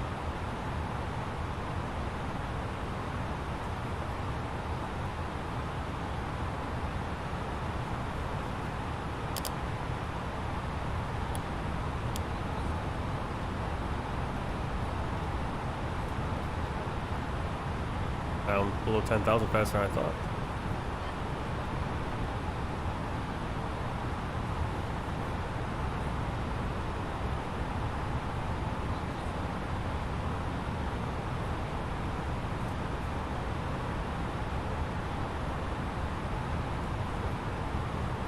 Plane is getting us down really fast here.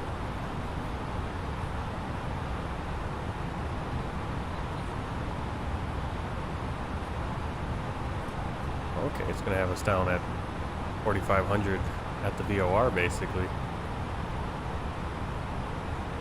Kind of flying. I'm nervous about that because I think there's the airport. airport's gonna be right in there, I believe. Yeah, we're gonna be just flying right along the coastline at 4,500 feet. That makes me nervous because, of course, that is our approach route.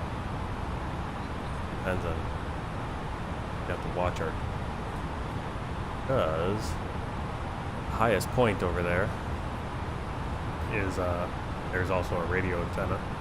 That's 4,672 feet. We need to, and typically you're going to be flying 1,000 feet above that, so we need to be at 5,600, 5,700 feet.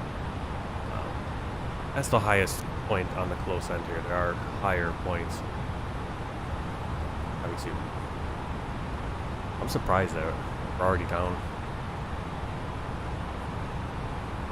4,500 feet. Also that we're speeding a little bit.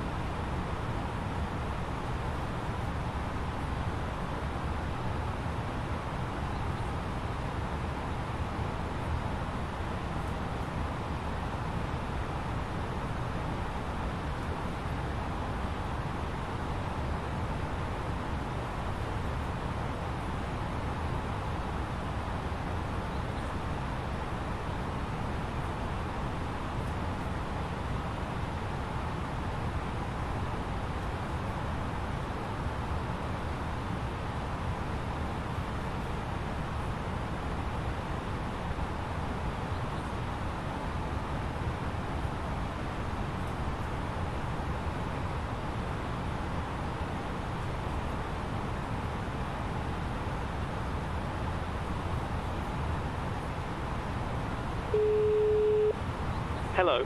Hi, Captain. Everything is secured, ready for landing. Thank you. If you let me know when you're ready to land, I'll make sure the rest of the crew are seated and ready. You can take your seats now. We're almost ready. No problem.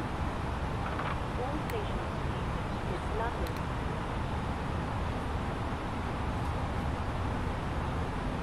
Not loving the way this turns are looking. I want to turn that.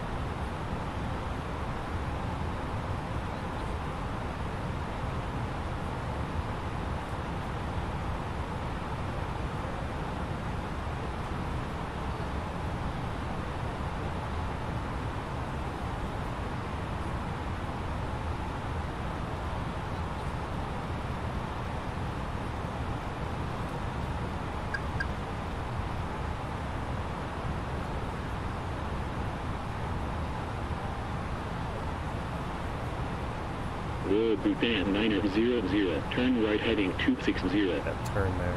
Not a great. Right heading 260, World Bhutan 900.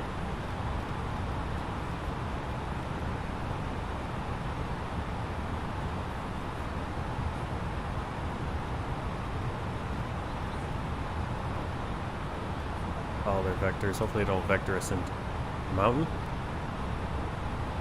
Their speed coming down.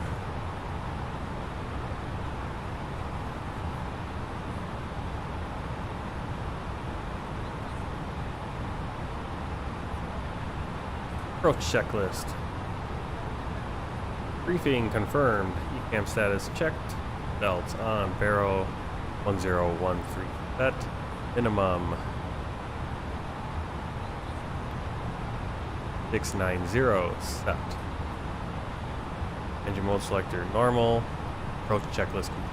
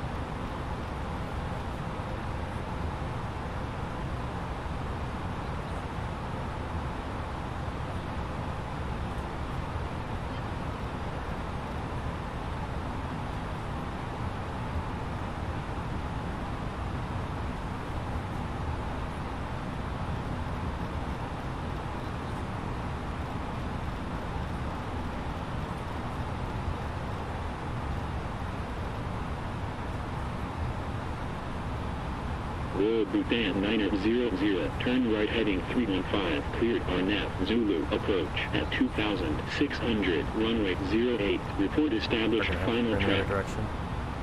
Right heading 315, cleared RNAV Zulu, approach at 2,600, runway 08, report established, final track, Royal Bhutan 900.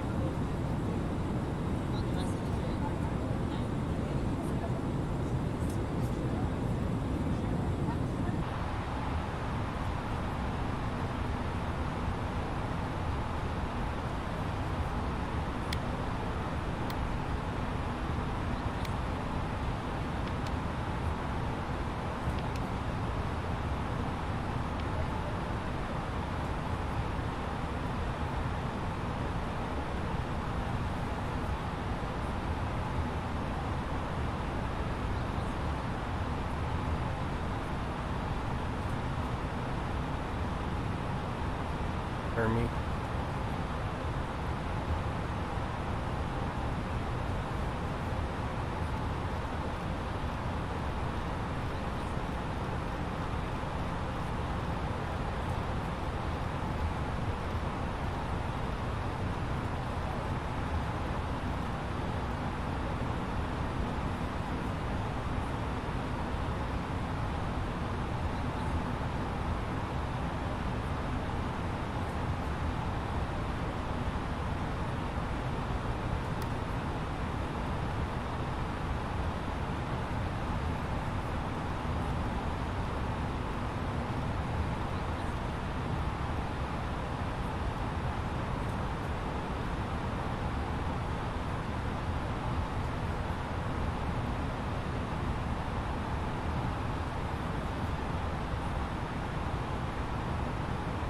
Alright, now we'll get back towards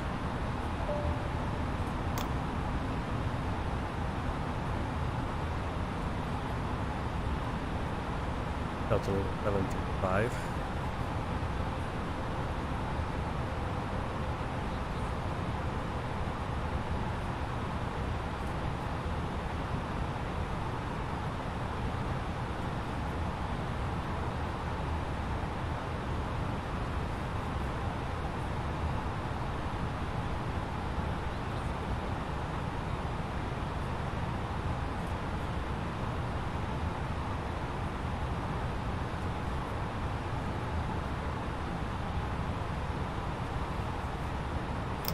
Laps 2.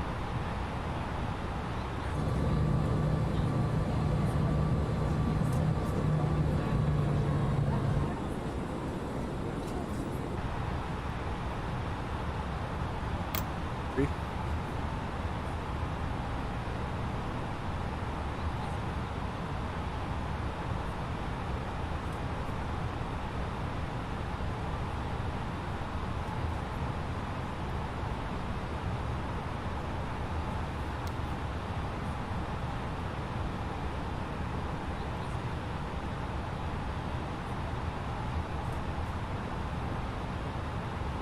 Runway, field in sight.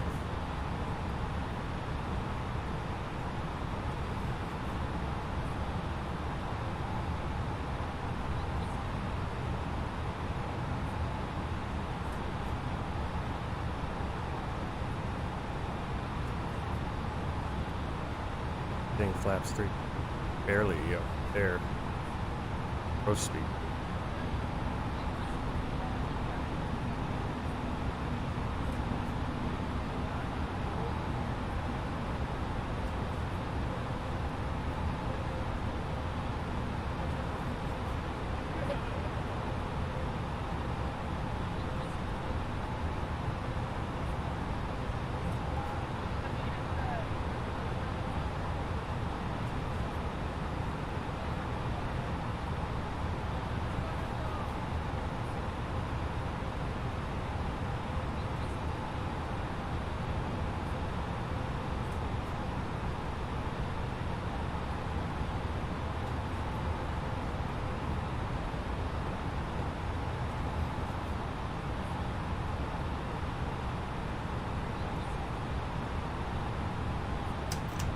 Yep.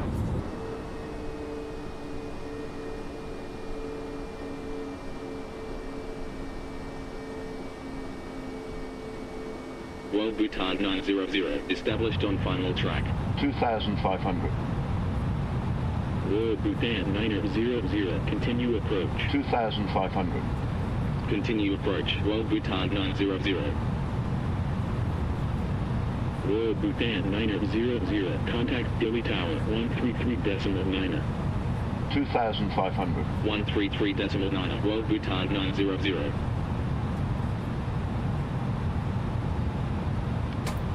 Dili Tower, 12 Bhutan 900, on final, 08. Bhutan 900, wind 339 degrees at 6 knots, cleared to land, 08. Cleared to land, 08, 12 Bhutan 900.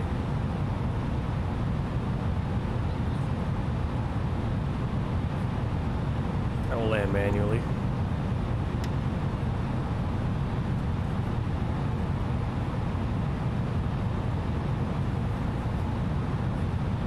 Following that green dot in.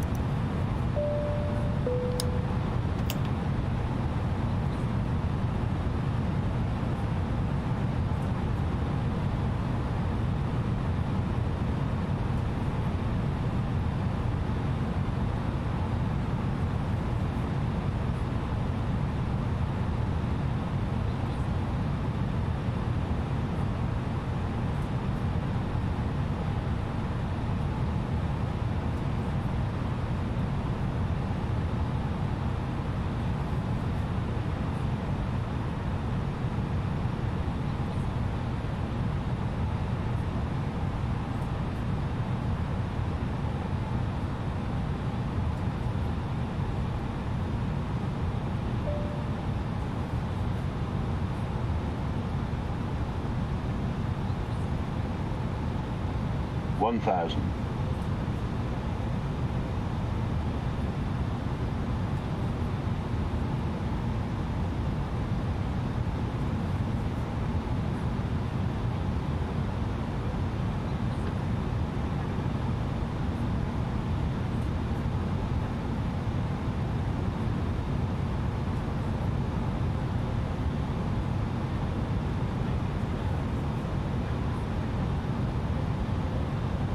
Hundred above.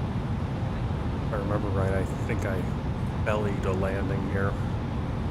Or I landed so hard that I busted off my Minimum. landing gear and X-plane. If this is the same airport, it looks very familiar.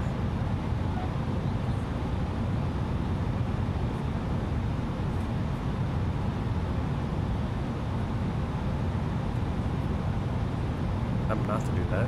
Landing gear is down. 400.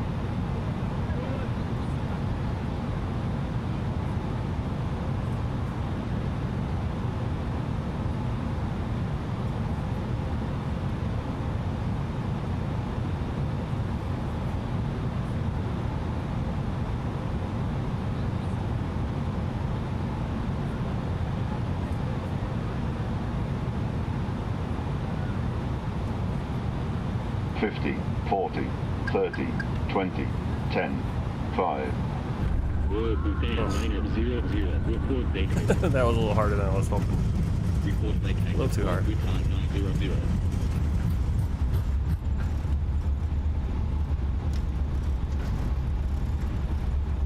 Tried to flare there. Man, that seemed like we were coming in. Not one of the better landing.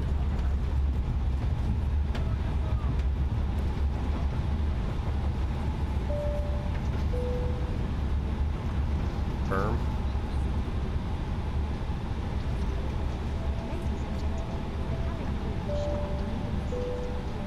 Cabin crew, disarm the doors, please. Ladies and gentlemen, please remain seated until the captain turns off the sport valve signs.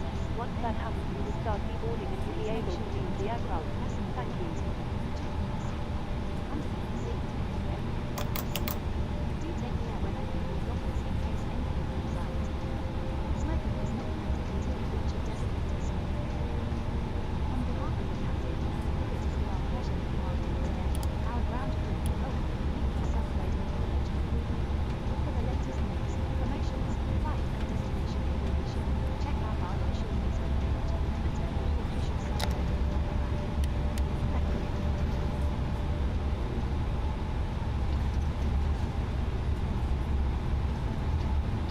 2. Start.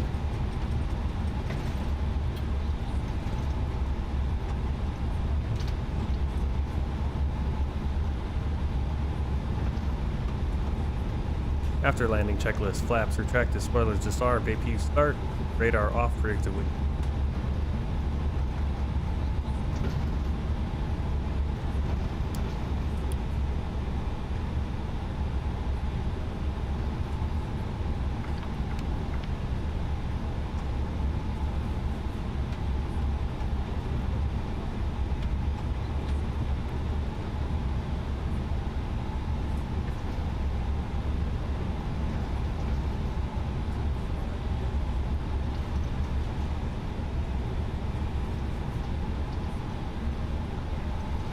Dili Tower, World Bhutan 900, runway vacated.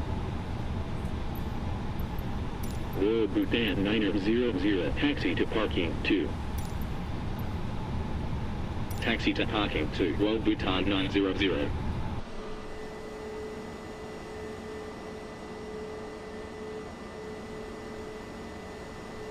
Follow me, technically.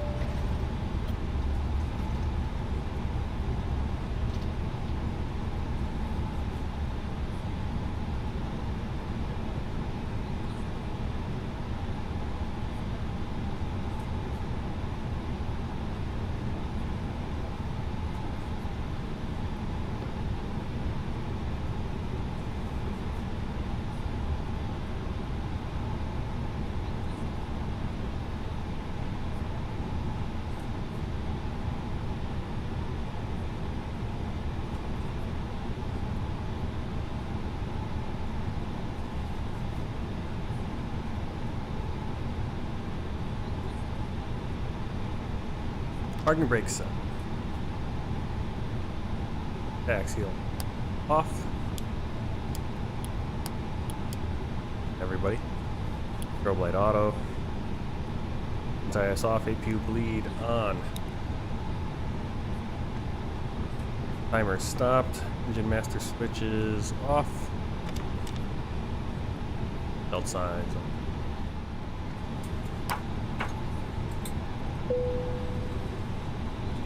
Beacon light off. Boarding requested. Fuel pump. Ground to cockpit. Go ahead. Parking checklist. APU bleed on. Engines Hi, off. Captain. Seatbelts Microphone off. check, please. Exterior lights as required. Microphone Fuel check is pumps 5 off. out of 5. Parking brakes and chocks. Roger.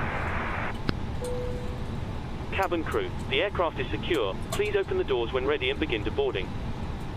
Okay, Captain. Ground power is available. Stand by. We'll start getting you offloaded in a couple of minutes. Roger.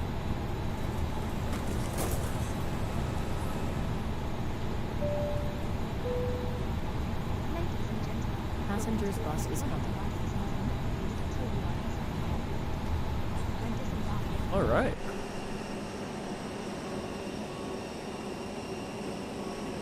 Here we are in Timor.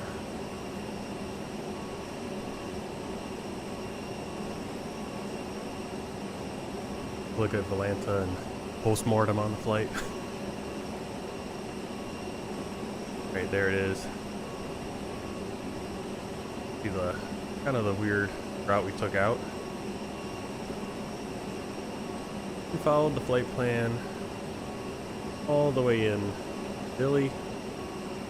Turned back for arrival, and you can see landing rate a little bit firm. G-force. G-force is actually what you're really looking at.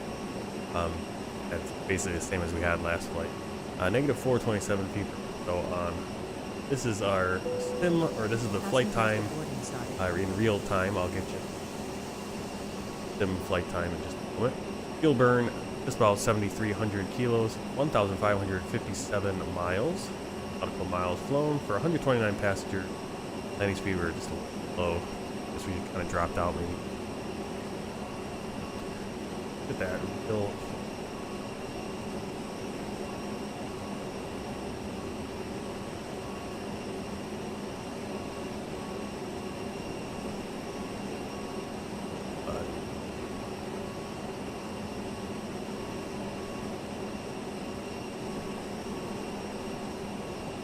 There go the passengers.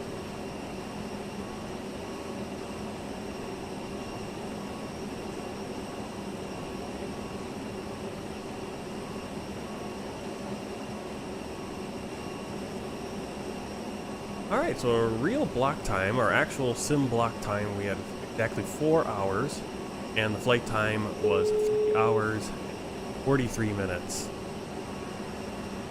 So we shaved the flight, the total block time 4 hours, so about 4.5 hours, including the startup. So we shaved up about an hour and 10 minutes with that the stream with the time acceleration.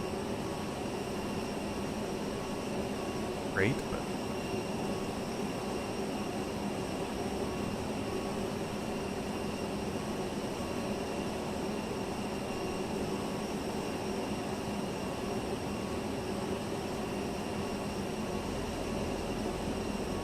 our wheel.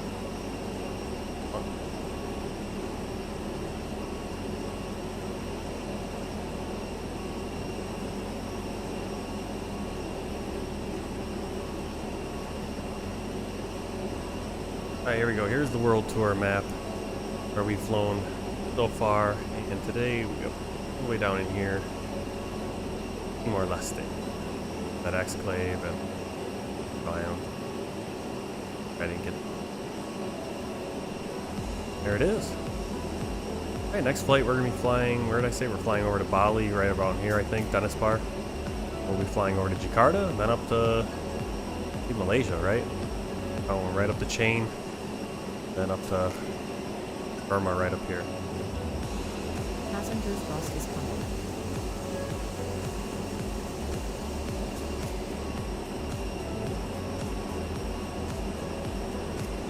Alright, so thanks for coming along on the flight. I hope to see you guys all again tomorrow morning, 7 a.m., around 7 a.m., similar time to when we started today. Flying, like I said, up to Denpasar, Indonesia, on Batikar in the Airbus A20N. Until then, happy flying. Take care.